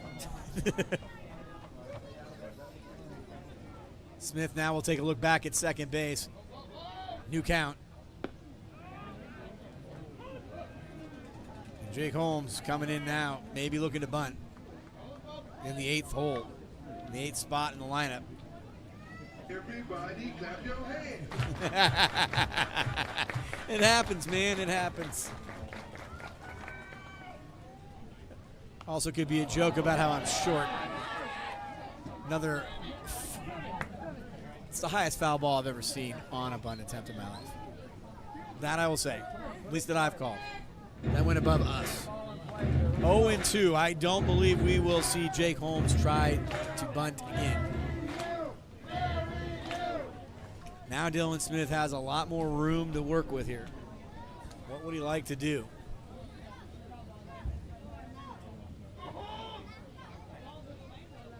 Works away, wastes a pitch.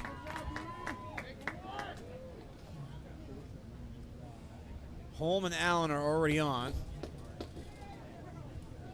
Holm with the seeing eye single, careening off third base.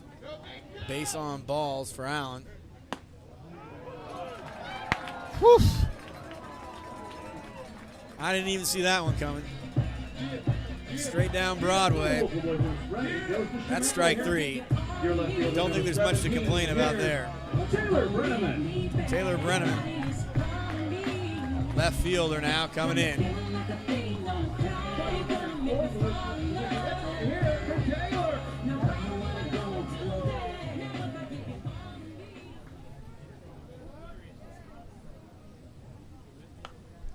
First pitch swinging.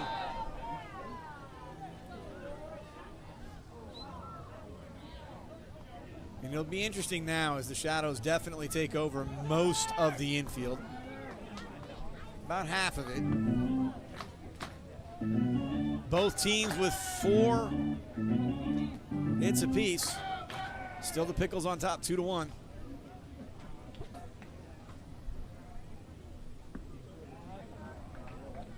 Brenneman takes that ball, evens up the count at a ball and a strike.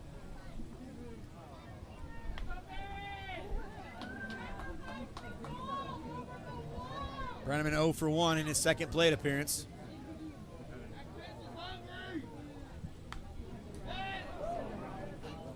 Good swing there, but now 1-2. What are these Pickles going to do?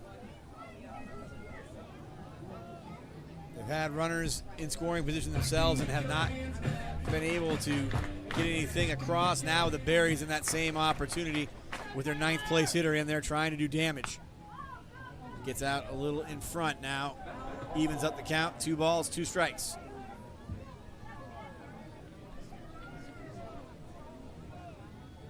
Sweet play, rocking the Jays. The Jordan man right there. You'll never know when he's going to arrive. Apparently snuck through and got that ground ball. Great play. Get him a uni. Going up the middle, could be a double play ball. 6. Oh, I don't think it's in time. That little hesitation right there is enough. Wright able to come up with the ball cleanly, but not able to get it over to first in time. The man working shortstop players, number 5. Welcome, Cody. You'd like to see Cody Kashimoto at the plate right now, and that's what you got. You turn the lineup over, so you got to give Brenneman the credit. He keeps the ball in play. They're not able to end the inning. Home now down 90 feet away in the tying run.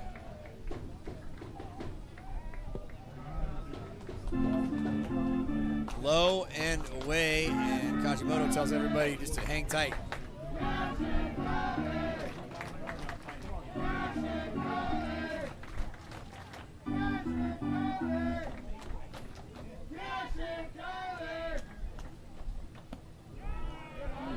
High in the zone, 2-0. Dylan Smith, again, you know, interesting to see all of this going on, and we have not seen a single pitching change yet. Don't know if I expected a pitcher's duel this evening, but so far, that's what we've got. Slicing foul.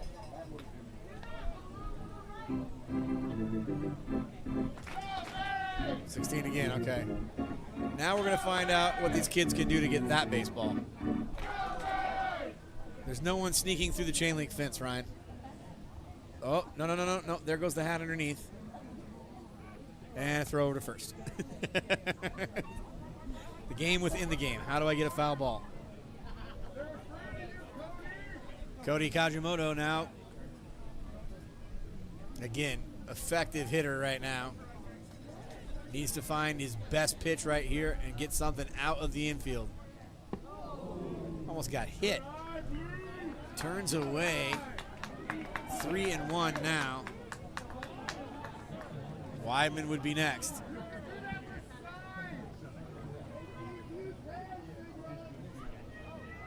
Everybody clap your hands. Kashimoto now 1 for 2 in the game. Singled his last plate appearance. He'll go up, and now that'll bring up the bases loaded, and Danny Weidman's got a real opportunity. Magdalena has not, or is he about ready to make the move? Could see our first pitching change here, Ryan. Here's number 3, Danny Weidman. Don't know if it's Rowan Barnes who's warming up in the bullpen or not.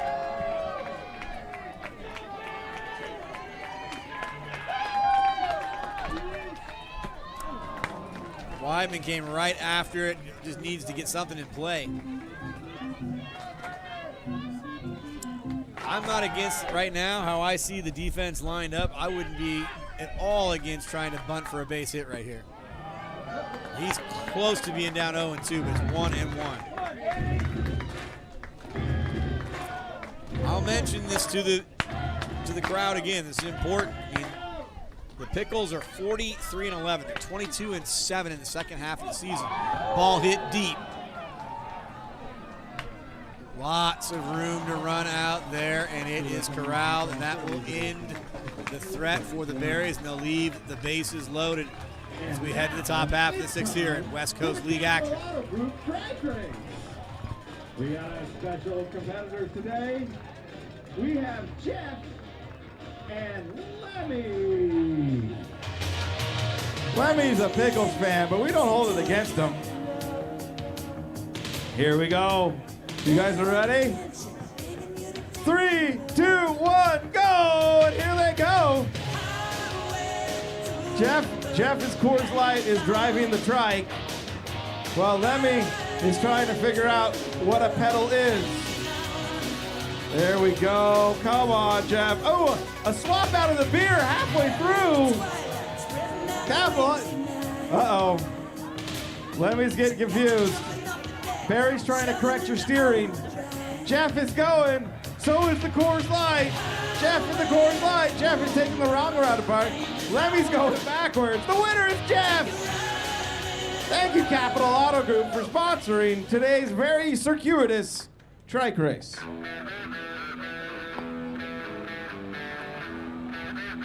Attention fans, now pitching for your Marion Berries. The left-hander, number 10, Jack. West Coast League scoreboard. The Corvallis Knights and the Bend Elks doing battle after 4 innings. The Elks on top 5-3. Right here and in front of you, the Pickles on top of the Berries 2-1 as we head into the top half of the 6th inning. Bottom of 4, the Bellingham Bells 3-0, and they are shutting out the Wenatchee Apple Sox. Top of 6th, Riverhawks 5, and the Harbor Cats of Victoria 0. Both of these are 3-game matchups. Have to win 2 of the 3. Jack Meath coming into the game for the first time, left-handed pitcher for your Berries.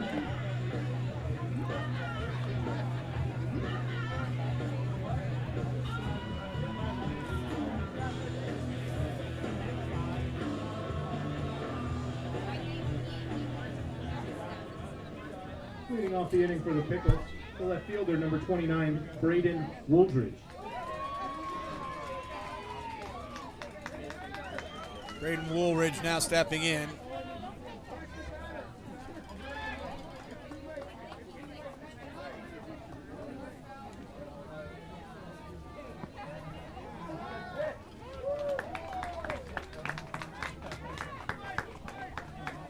Opening strike from Meath.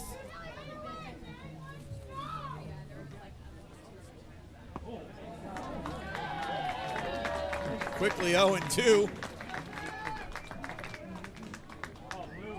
Braden Woodbridge not really used to the left-hander's delivery.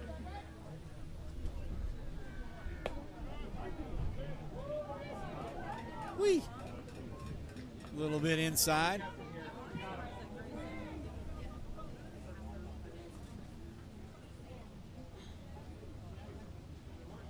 That's going to be strike 3. And he had Woodbridge guessing on every pitch, maybe except for pitch number 4. I like it.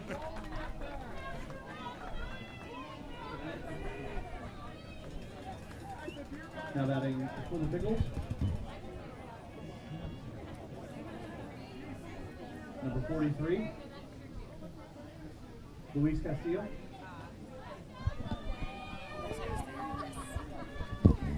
Luis Castillo, number 43. Batting for the first time. Swinging for the first time.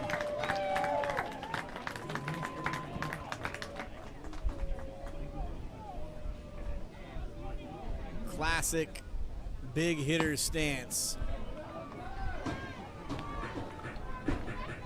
Has his hand off the bottom of the barrel looking for more extension. Right now he's looking to take Meath's offering and see if he can send it deep. Out in front, 1-2. Right now, really, what can you say? The Berries pitching has kept them right where they need to be. 1-run deficit. Castillo coming in to pinch hit.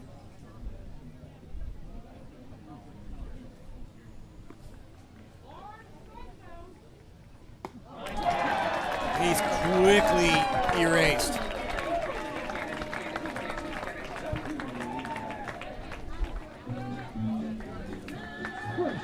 L.A. Klingman is who Castillo replaced. Connor Stewart, the catcher, will come in now.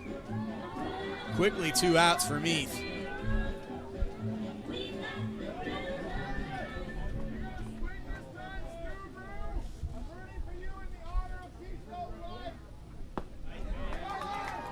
He's straight dealing right now. He's loving what he's seeing. Now that we have shadows completely covering the majority of the infield, now the hitters might see the ball just a little bit better. High chopping ball. Kashimoto now rushes. Big throw, gets away. And that'll be our first error of the game. They put that one up immediately. Kashimoto did get to that ball and tried to charge it, but he let it go with all of his momentum going in the wrong direction. Kashimoto threw that from the top, basically apex of where he could throw the ball, and did not get anything behind it.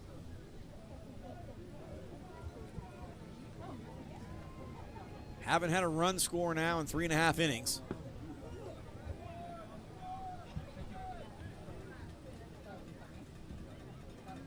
Everybody clap your hands. Grafton Stroop back in again. Stroop's fooled. That'll be 1-1.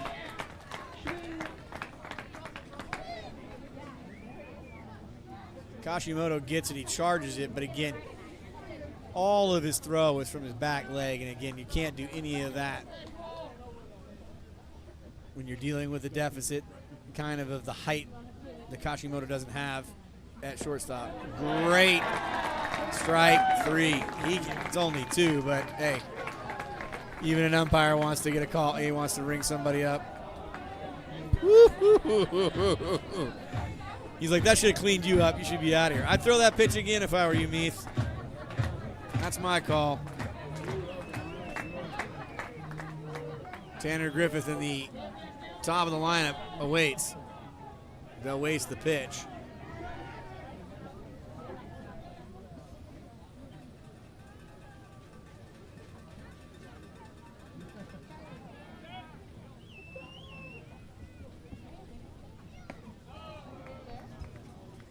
Saying 88 miles an hour. It's not slow.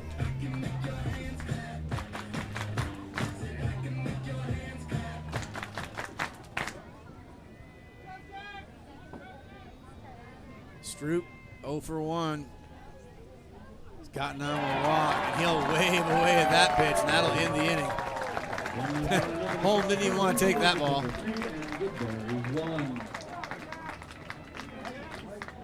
4 scoreless innings now for the Berries pitching staff, as they'll be ready here in the bottom half of the 6th inning. Coming up next, let's welcome the Aldrich CPA.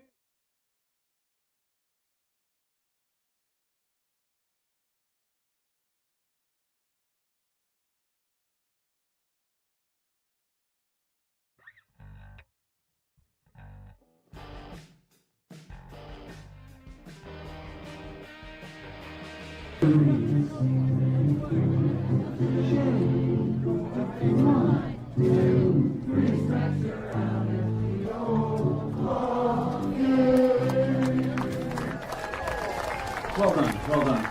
Those vocal lessons are just coming in good for you, Leroy.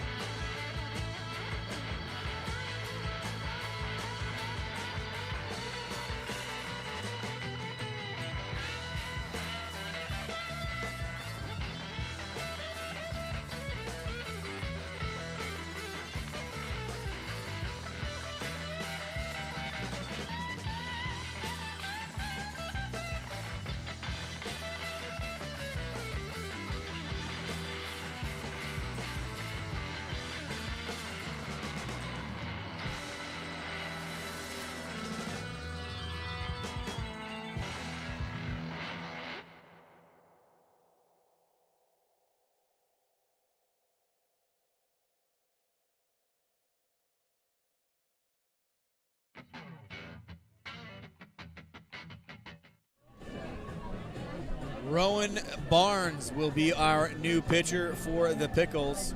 As Stewart throws down to second as we get ready for the bottom half of the 6th inning. Your local strike pitch into the little mirror now is your second baseman. Welcome number 4. Here's Andrew Moon. Andrew Moon will come in here to lead things off. Rowan Barnes will get his first action. We just had Jack Meek have a pretty nice top half of the first inning coming in, the left-hander. Now a right-hander here, Barnes coming in to face Moon.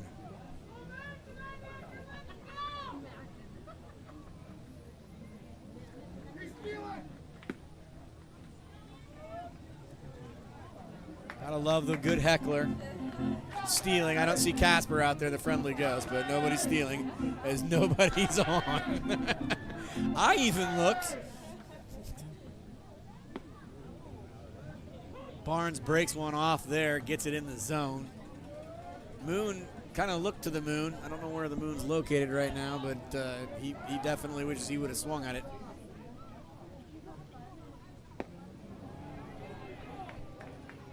Boy, that's tough. So the home plate umpire doesn't call it a strike, but the offering says that he does. You're going to give it the benefit of the doubt? That had to be, that's stitching. And that's being framed. All right, Andrew Moon, 2 balls, 2 strikes. 1 of 2 on the afternoon with a single.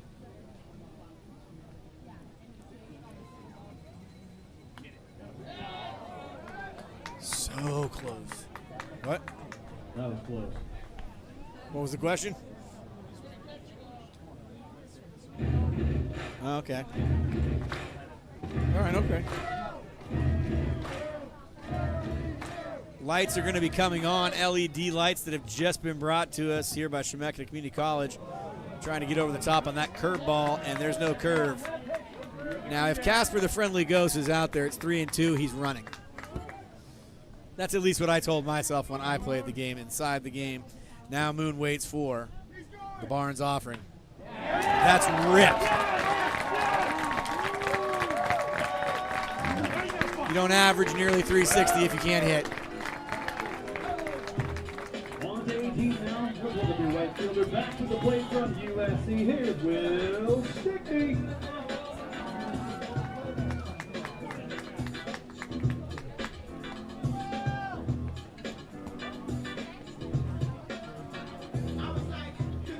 Will Stickney is not going to a slouch of a school. He's going to the University of Southern California. That's not the University of Spoiled Children. That is a very good baseball program. Stickney with a big triple and the lone run of the game for the Berries at the plate. I'll be nice to Blue. I wanted him to ask him if he wanted to ask the first baseman this time. 1-0 on that count, and again, a great position for the Berries to be in right now with Moon on first. Are they going to challenge Barnes? Will they send Moon in motion? Moon is not off. Stickney just staying right there put. 2-0 until they can see Barnes throw quality strike after strike. I don't know if there's a reason.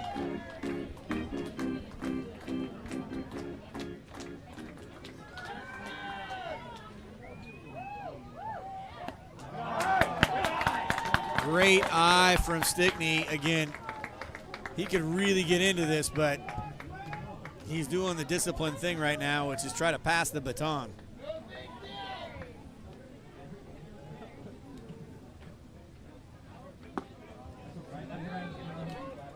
Three and one on the easy strike there.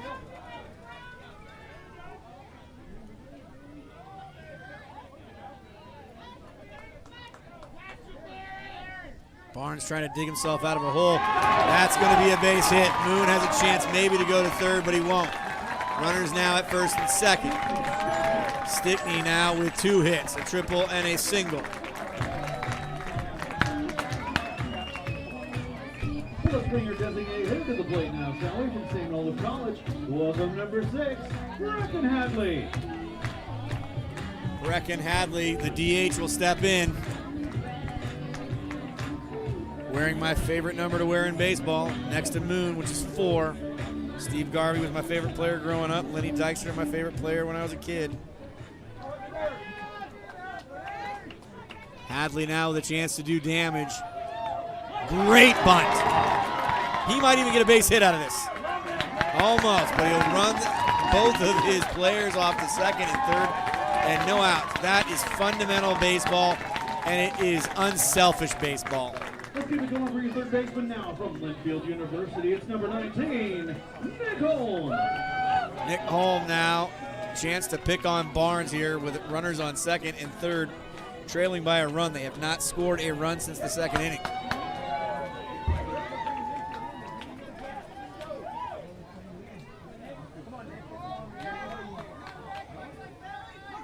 The sacrifice was complete by Brecken.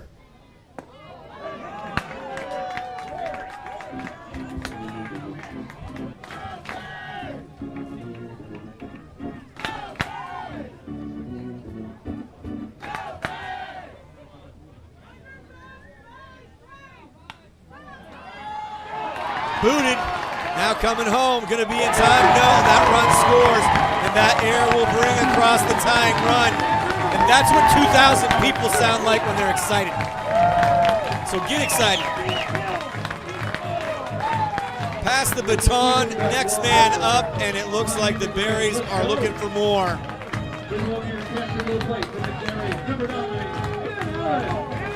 Ben Allen comes in to that wonderful sound of the Rough Riding sombrero. Let's go. Aggressive defense being played there by the Pickles. They cannot cut off the angle for the run, and it will be costly. It is a 2-2 game now. Guess who's out hitting the Pickles right now? The Berries, 6-3. The Pickles 6-3. They go for it, and that is smart baseball. You're going to get a clap out of me. That was a straight bunt to get him across. That was not a sacrifice. That was completely intentional. And I've been watching this kind of, I'd say the luster of this happening all evening is the way that they've played defense. They've played back, and now they are going to force the action as they take the lead 3-2 here in the bottom half of the 6th inning.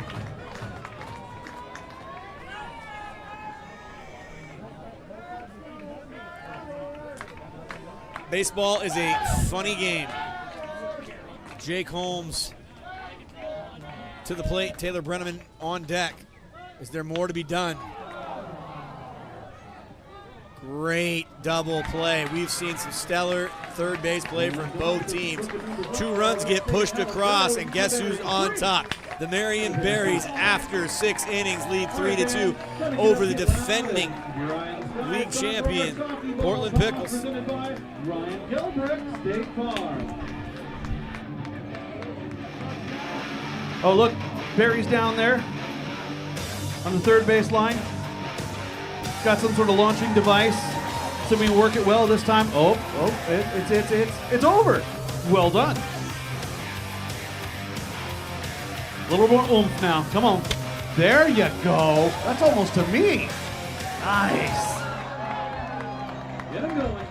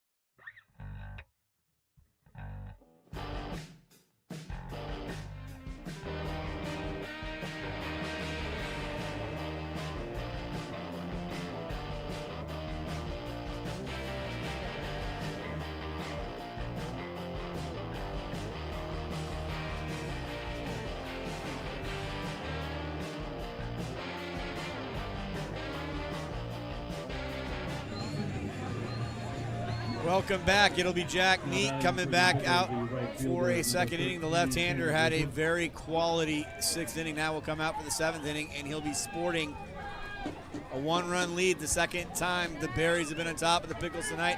That includes the second inning. Strike one. I should hope so. Woo!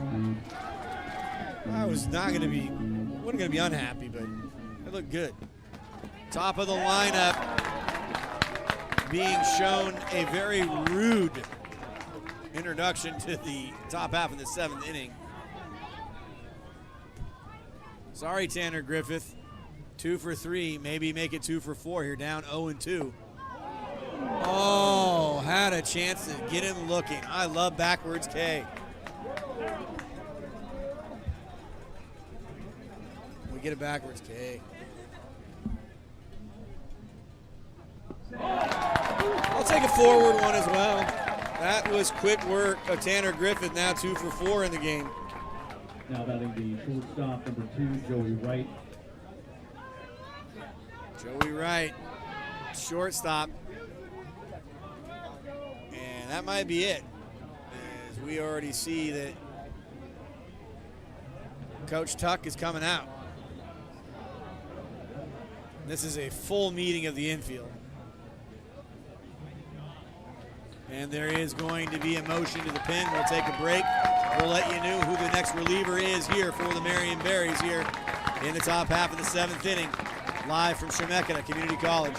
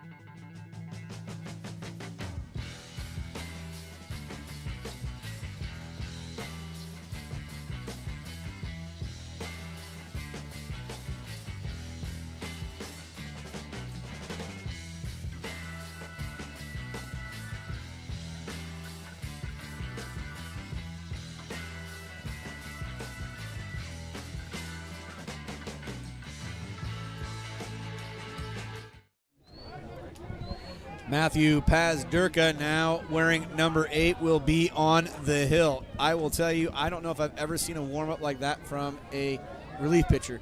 Came in, I think he threw 2 pitches. And the second one said, we're good. And Pazdurka has a live fastball. I'll just tell you that right now. The Joey Wrights of the world hitting in the 360s aren't used to seeing somebody with a little bit of pizzazz on the ball right here. Pazdurka comes from the full motion, and he gets every bit he can out of it. Quasimodo now slides to his left, then throws back across his body for out number 2.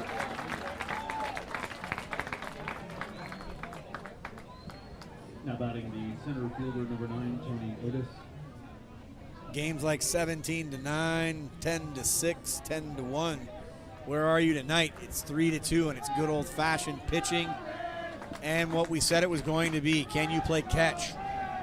Both teams with 2 errors apiece, 4 errors total in the game, but it's the Berries on top. 6.5 innings gone, 3-2. As Pazdurka's ball goes sailing over the catcher. Tony Otis coming in now.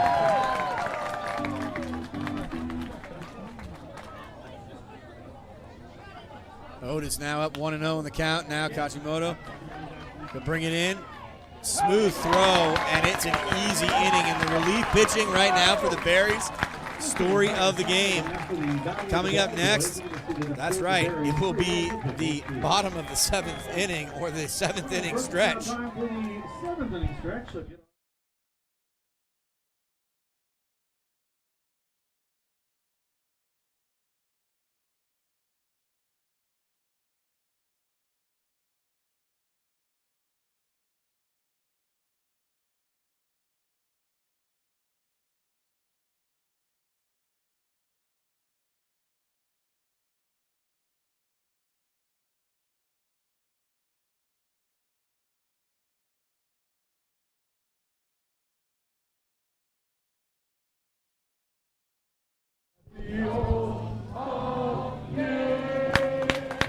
Bringing back the Marion Berries recap here of West Coast League Baseball. This will be Otis with the drive that does bring in a run on the sac fly, as Weidman's able to bring it in quite easily, but then things really turn quickly for the Berries. You see it in their defense, and it's been great play after great play. It started in their outfield, and then you see it here in the infield. Great double play action. Again, I want you to watch this pick right there by Schleibrock. I mean, it is just, it's classic. Kashimoto deep in the hole, and then he's going to be able to get it. And you watch Holmes again. That bounce is as high as he is tall. So he's on the stretch, and he's able to get his hands up. I bet he does yoga. And then this is Moon's single, followed by which I believe we'll get the sac bunt from Brecken Hadley. And the score on the air. And that'll bring us right back to where we started. Rowan Barnes back in there. Bottom of the lineup, 1-0 against Brenneman.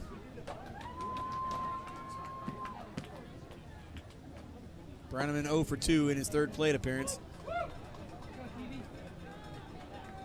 don't know the nature much of this league, but I would imagine any runs would be insurance runs at this point.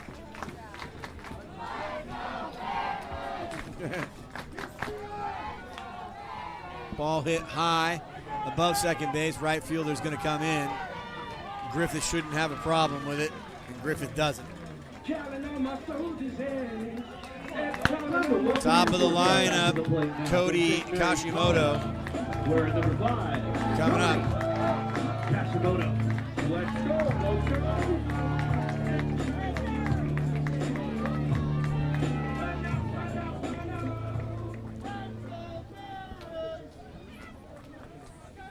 Kashimoto now 1 for 2 on the afternoon. Early evening. I apologize. There's no much more sunlight. A month from now it'll be dark, and that makes me sad. But we've got playoff baseball right here in the inaugural season for the Marion Berries. They're leading 3-2 here, bottom half of the 7th inning. They got out to the lead. They gave it up. Could not score for 4 innings, 3.5, and then they finally got the job done. Will it be enough? Kashimoto takes a wicked hack. Everybody clap your hands.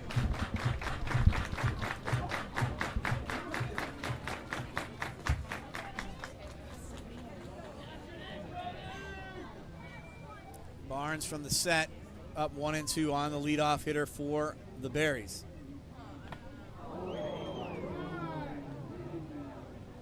Kashimoto wants to make sure that Stewart's okay after he took a hit, made contact with the helmet of the catcher.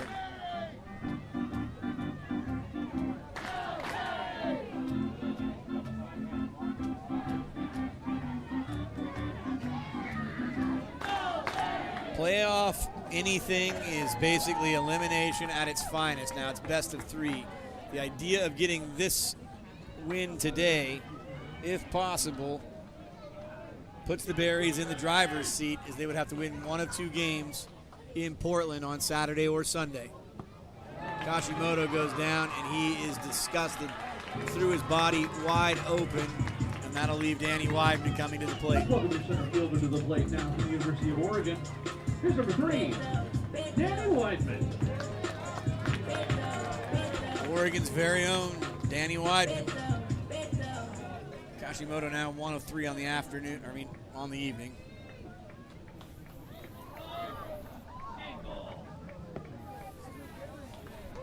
Easy strike being thrown. 17 strikes now to 9 balls for Barnes.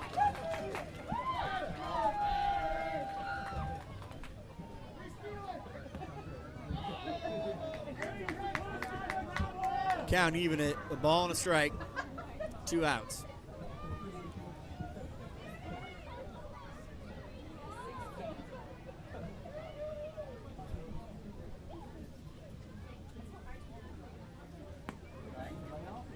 Are we marveling at somebody's hydration?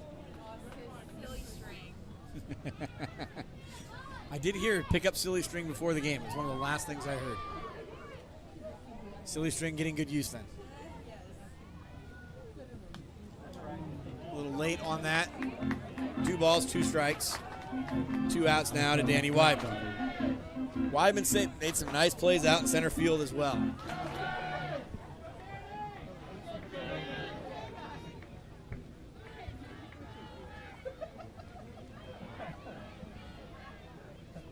Barnes set to deliver.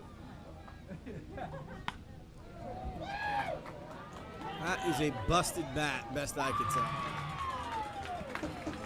3 out, 3 down for the Berries as we'll head to the top half of the 8th inning here of West Coast League playoff action live from Chemeketa Community College. Berries on top of the Pickles, 3-2.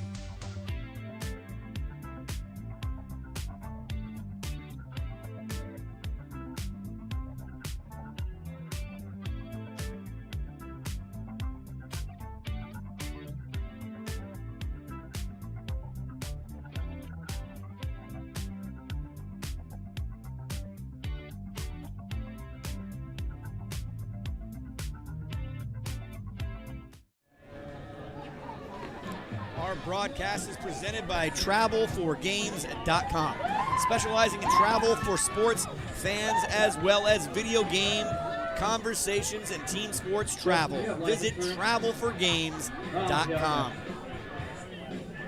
We need an Aflac commercial just for this. Matthew Pazdurka will come back in for a second inning. He was expedient in the 7th inning. Holm comes over from third base to have a quick talk to him. Lights do look like they have started to kick in a little bit out there in the outfield. They're LED. It's a little bit different, but it does look clean. Looks like everybody can see just fine. Pazdurka goes right back to work where he left off.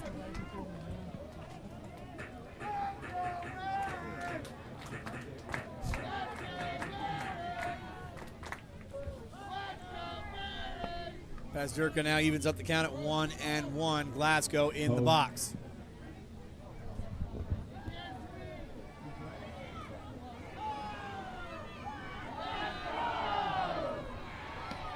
Glasgow will wait for ball 2.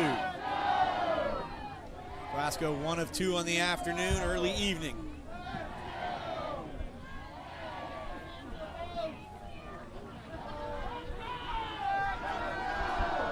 Normal depth for everybody in the outfield and the infield. Glasgow is looking to go as far over that wall as he humanly could.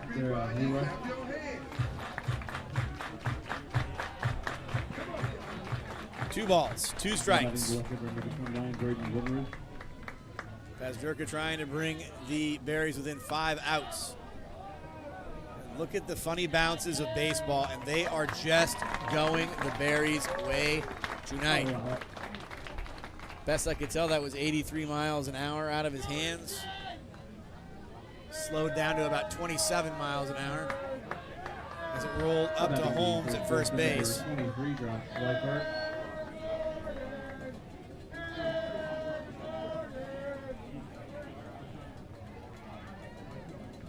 Slikart now comes in again,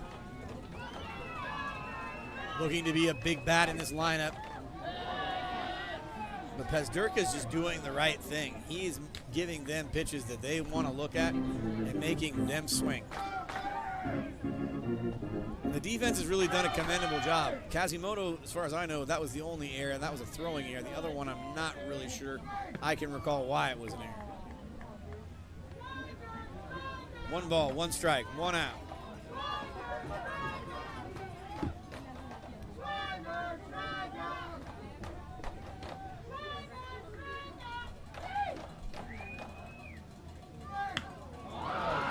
That is a moonshot. I mean, moonshot. Game tied at 3. Has it landed yet? Wow. 420-foot home run. That's not garden variety, folks. That's a big ball.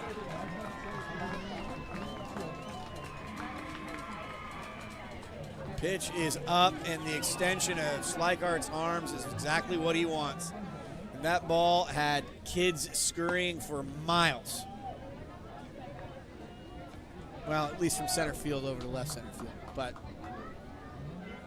that ball was hit 1 mega time.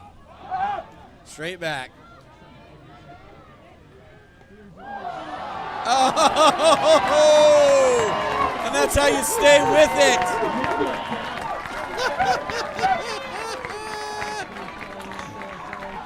Bibbidi bobble, whatever you want to make of it. Ben Allen finds a way to stick the landing and the catch. Look at him. He gets his mask off. The location's easy at this point. Now the catching, it's a totally different story. Oops, I'm not sure. I got it. Wow. Castillo still in there for Klingman. Castillo went down swinging easily previous at bat. Woodbridge got to be a little stunned after that. And again, Castillo just does not like. Yeah, another look there. Even able to protect his head and that wonderful lettuce, you know. Luis Castillo now in quickly 0-2, but the damage already been done by the Schleichhardt home run. Game is tied at 3. We'll head to the bottom half of the 8th inning. Can the Berries do something and reclaim this lead? We'll find out next on West Coast League action coming up here from Chemeketa Community College. Ladies and gentlemen, I got a fantastic announcement because we broke.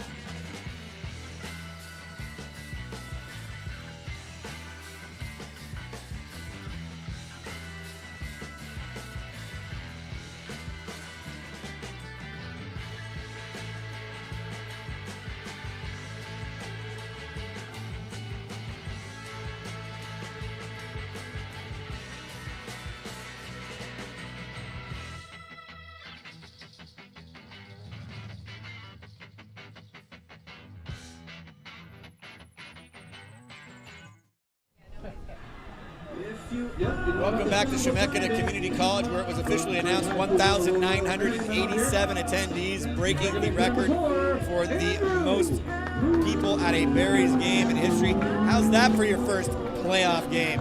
Sounds awfully nice.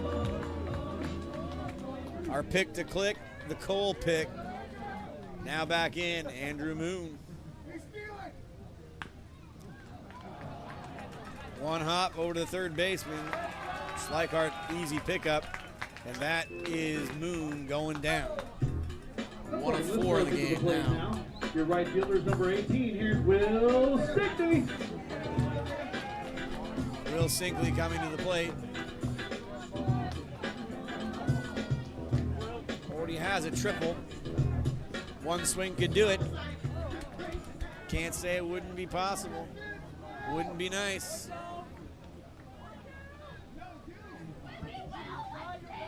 Sinkley waits for Barnes. Barnes delivers a strike.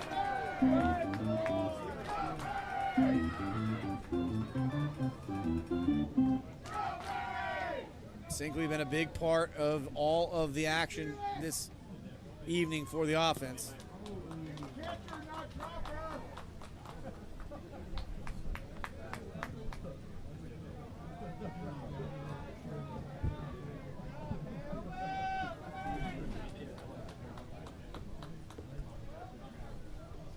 Barnes delivers. That's strike 2. Finding a bit of a groove, and Sinkley does not seeming to be as aggressive as he was in earlier counts. 2 of 3 on the afternoon, a triple and a single.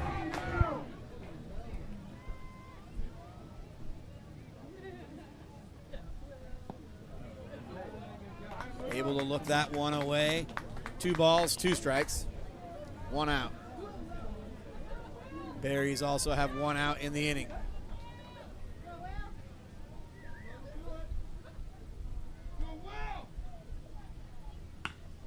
Will reaches out and touches one. It's got some carry on it, but again, there is a lot of room to roam out there for Otis. Over here from St. Olaf is your designated hitter. Welcome. 1,987 attendees. It's a 3-3 game.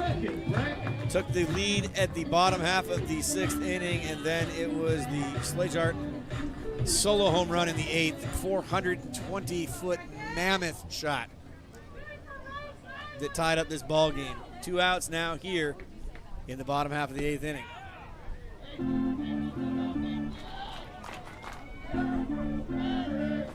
For a first playoff game, you couldn't ask for anything more. You're in the late innings. You're in a tie ball game. You're at your home field.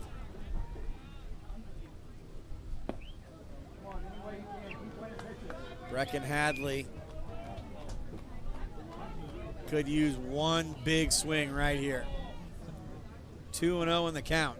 Looking for the dead red. They get 3-0.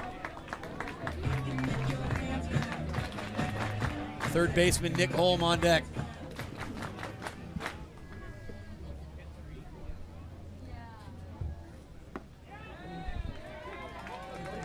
Boy, I thought that was going to be a nice walk down to first base, but not quite yet.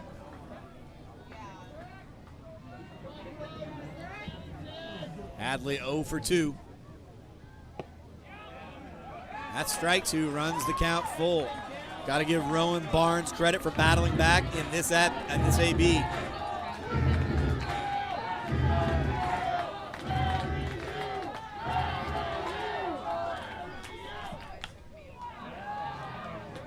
Gonna be trouble, maybe. Gonna have to be some good communications. Everybody goes out. Somehow coming away with that is Joey Wright, but it didn't look like he was going to. Heading now to the top half of the 9th inning. 3-all here at Chemeketa Community College. Don't go anywhere.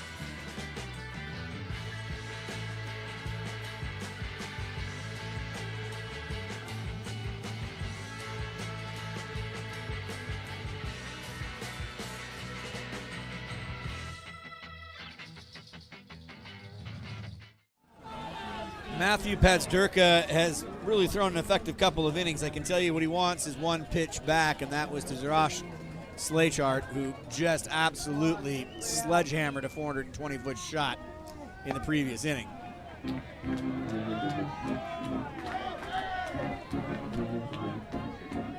Connor Stewart, catcher, now up at the plate for the Pickles. 43-11 doesn't seem like much of a record right now. They do seem like they have played pretty even baseball. And that's exactly what the score does indicate, even across the board at threes. 2 more hits for the home team. Stewart cannot catch up with it. 0 of 2 on the evening. Now 1-2.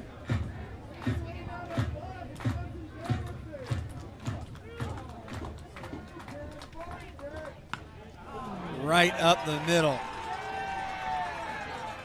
Padzurka, I don't know what we've got going on here. They don't have anybody warming up. Best I can tell. That might change here real quick.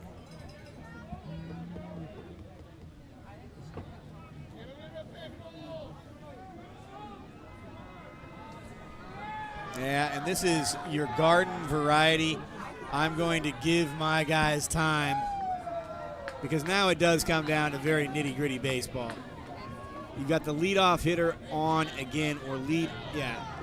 And this has been a problem as Padzurka is going to come out of the game. David Roberts coming in. What number is David Roberts?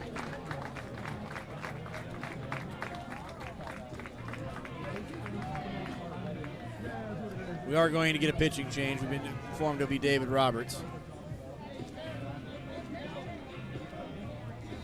David Roberts wears the number 37. He's a left-handed pitcher. Yeah. Well, let's get you caught up. It's the first playoff baseball game in history for the Marion Berries. They get out to a 1-0 lead in the bottom of the second after getting that run early on. They're able then to give that back pretty quickly in the next inning, but then they were able to go on and retake the lead 3-2. And then the solo home run that came just an inning ago from the Pickles, but right now getting ready to pitch is now David Roberts. And David Roberts will be the wily left-hander that comes in right now with Stewart already on first base. So right now it's going to come down to what we said at the beginning. It's going to come down to small ball. It's going to come down to catch. I will not be shocked at all if Magdalena and his coaching staff decide that they are going to go immediately to the ground and they are going to try to bunt this runner over again. They have not seen a lead yet this evening except for that 2-1 lead, and then it was unbelievable. First playoff game in front of nearly 2,000 people.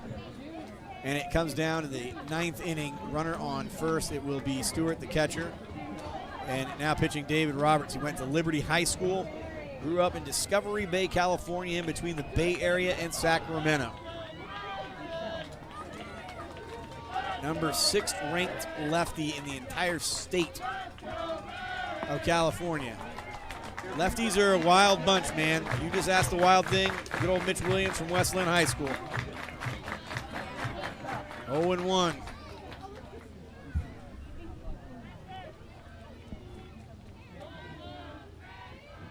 Stroop looking to bunt, but they're going to toss over. Again, I think this is going to be cat and mouse 9th inning.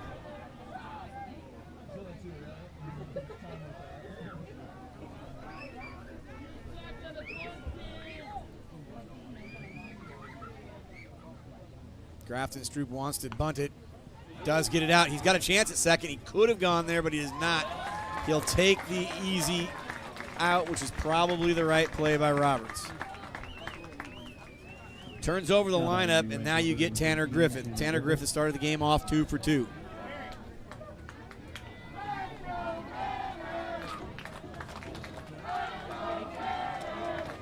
Hasn't had too many opportunities out there in right field, but now trying to get something going here. Chance to put the go-ahead run 180 feet away from home plate.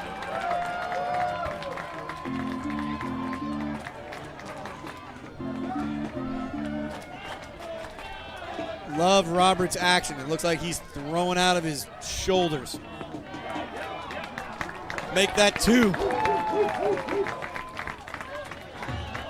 Tanner Griffith not in total agreement, not on the same page.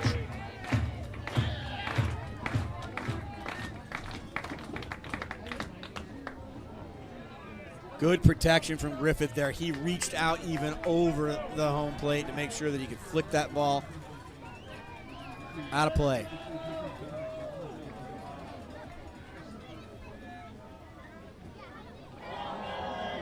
Griffith ought to be thinking about hitting this ball to the left side, not the right side, in my opinion. And now the wild pitch will put the go-ahead run 90 feet away. Roberts immediately signals that was on me. Pass ball, sac fly, base hit. Multiple ways in which that run can get across.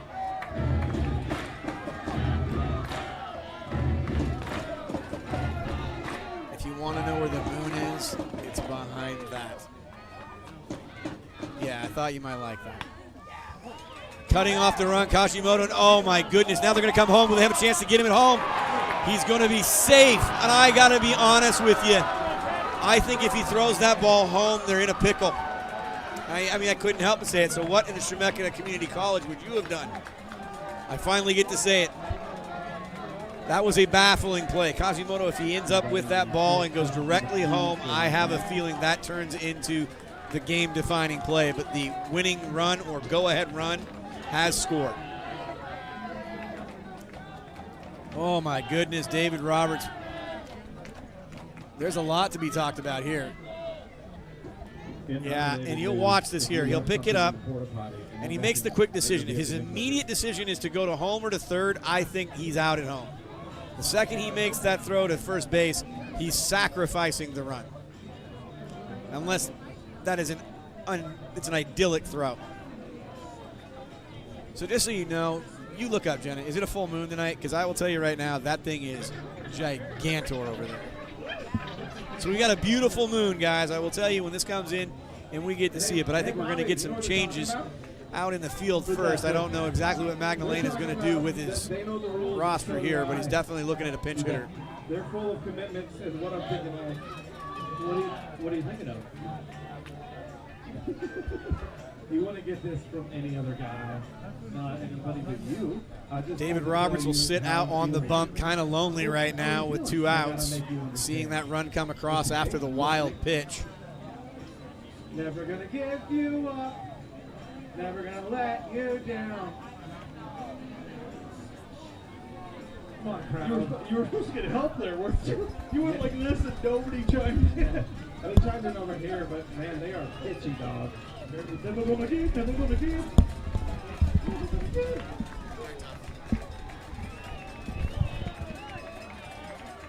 Give the credit to Cody Kashimoto there. Had a 50-50 play there at shortstop. Decides to throw it to first, and the go-ahead run has been pushed across. Now no runners on, and Roberts deals again another first strike.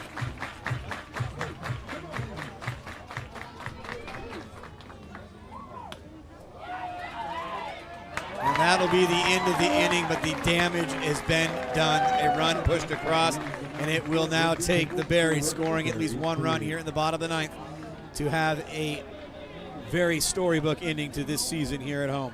We'll be back for the conclusion here.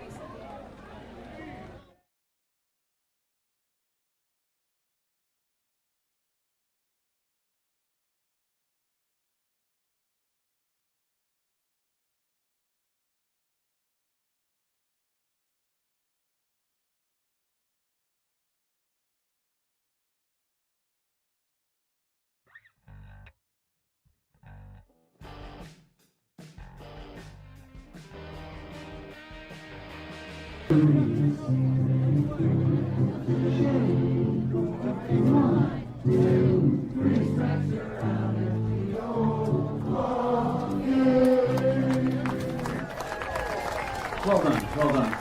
Those vocal lessons are just coming in good for you, Leroy.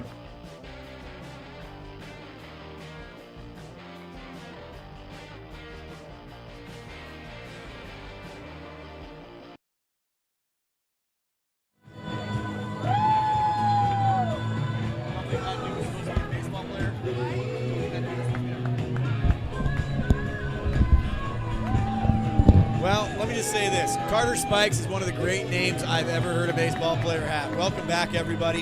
It couldn't get much more exciting than this. We're hearing some of the great music that you heard from one of the great movies, Moneyball. Don't Stop Believin'. Right now, the Marion Berries have got a crowd of nearly 2,000 at capacity, standing room only, and they are here to watch Carter Spikes see if he can close this game out for the Pickles.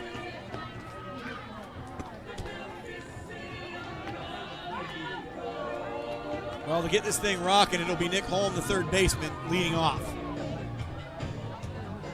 After that, Ben Allen. If you get to Ben Allen, you're on Jake Holmes and Taylor Brennan. So you are looking at the bottom half of the lineup. Your third baseman, number 19, Nick Holmes.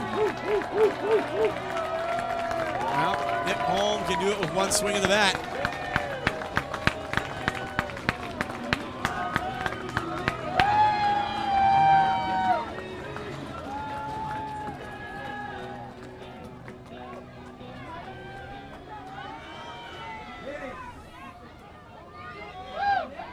Spike's first pitch. On the outside, ball one, good start.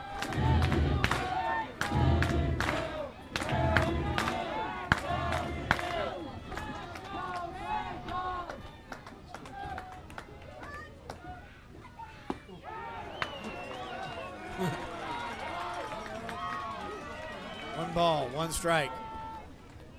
Basically, Carter Spikes has the livest arm that we've seen. The LED lights now, as the sun has set, has really come into effect, lighting the field quite well. Home now, but getting dug out of the ground, and it is an easy play from third to first. One down, 2 outs to go. In a waxing mood, I hope the season is not waning for these Berries. Have everything to hang their head high about. 28-26, 16-11 second half of the season. The only one of two teams to take a series off of these Pickles has had the lead multiple times tonight, now trailing by a run here in the bottom of the 9th inning. Compelling baseball. Spikes set to deliver. Great swing by Ben Allen. Ben Allen can shorten that up a little bit and get that out there into the gap. Could get himself in a scoring position. Ben Allen doesn't look like he wants to leave that batter's box anytime soon. Rally caps are on. Everybody on the Berries dugout up and away, ready to go, want to celebrate tonight. Everybody clap your hands. Nobody's gone anywhere, even with the news of concessions being shut down for the evening. Everybody's still happy to be here and seeing great baseball being played by their Marion Berries here at Chemeketa Community College.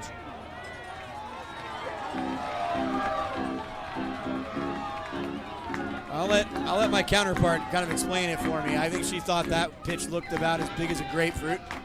Strike two. And that's going to be it. Oh, wow. Stay of execution. As I look over that Don Pancho sign, will there be a full moon for us to celebrate this great potential victory tonight? Already 1 out. Tying run is at the plate. Spikes has the arsenal to serve up the type of pitch that could get driven out of this park. It's inside. 3-2, full count, 1 out. We'll let the pictures do the talking.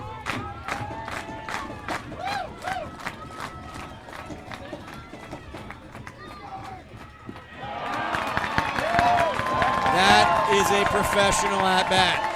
Found a way. Tying run heads to first. Winning run comes to the plate. Your first baseman tonight, number 25, Jake Holmes. Jim Holmes doesn't have much of a record to stand on yet.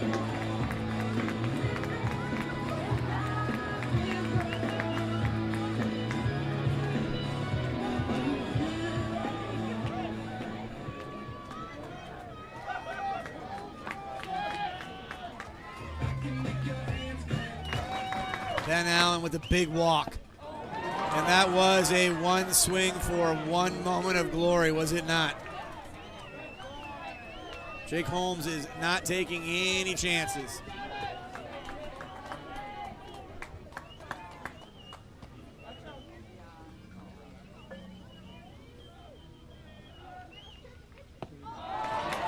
Late on that swing.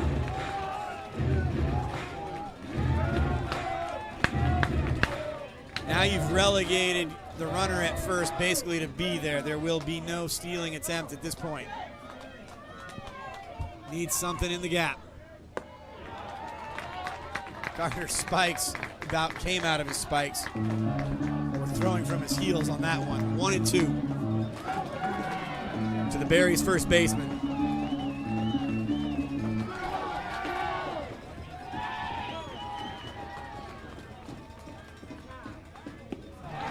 He'll go down swinging, and the Berries are now down to their absolute final out. Put your hands together for this young man from Sprague and attention. Taylor Brenneman will come in. Number 17, Taylor Brenneman.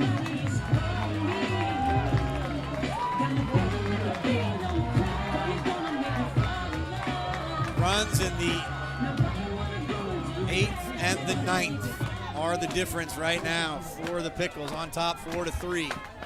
Carter spikes from the bump. He gets away. That'll put the tying run. Allen at second base. Not done yet.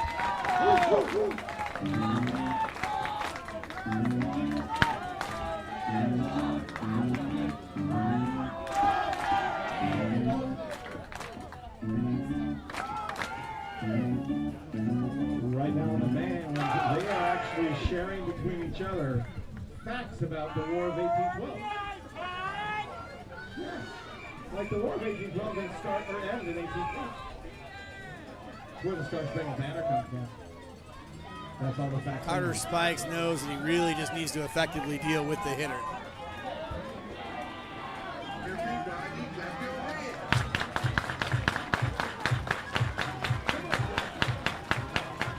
Coach Magdalena kind of said it was like looking at his team, kind of a mirror image, and that came awfully close to touching cloth. Woo! 2-0.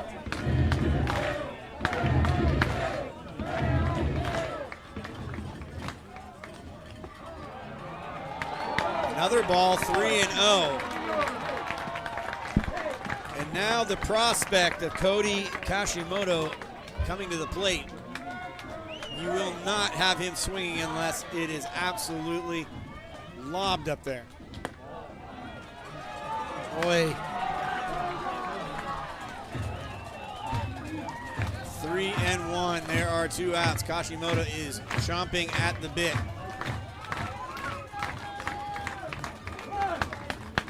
Tying run at second. Now the go-ahead run will go to first base. Kashimoto will come to the plate with a chance to play hero.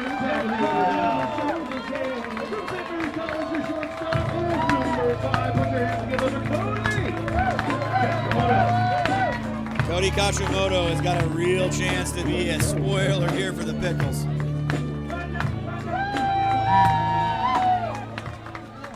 Brenneman found a way to get on base. Turns the lineup over. And the Berries have life, and that's another ball as Carter Spikes seems to have kind of come unnerved here.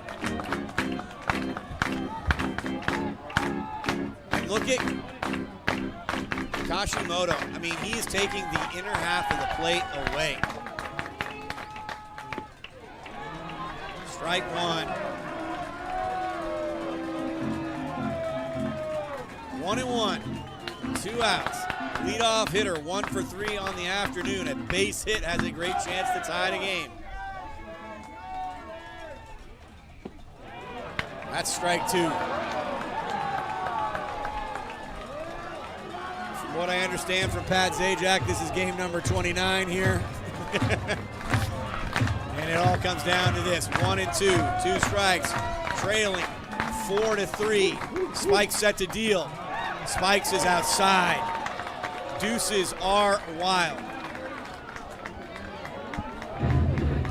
Now the question I ask right now, why wouldn't Coach Tuck just put everybody in motion and see if his leadoff hitter can hit something in the gap?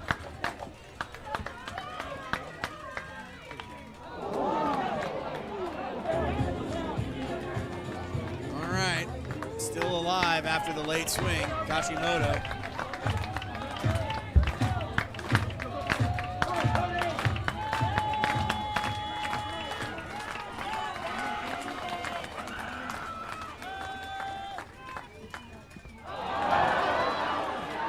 Got to throw down to first to get the out. Pickles will survive. Kashimoto strikes out and thrown out at first base. It's the Pickles getting the win on a day where they committed 2 errors and only had 5 hits, but found a way to get 4 runs across with 3 different pitchers. Unfortunately, the Berries season will come to an end in a 4-3 loss here to their arch rivals, the Pickles, and the Pickles now in control of this best-of-3 series. Because it's time for kids to run the bases, presented by Don Pancho. For everybody involved, Ryan, Jenna, to Pat, to everybody involved, with everybody here, thank you. 1,987, a record crowd to see an inaugural and first playoff game, which I hope to be for many more for the Marion Berries. On behalf of Cole Weber, I'm Matt Palumbo. Good night for everybody here at Chemeketa Community College. All of us here.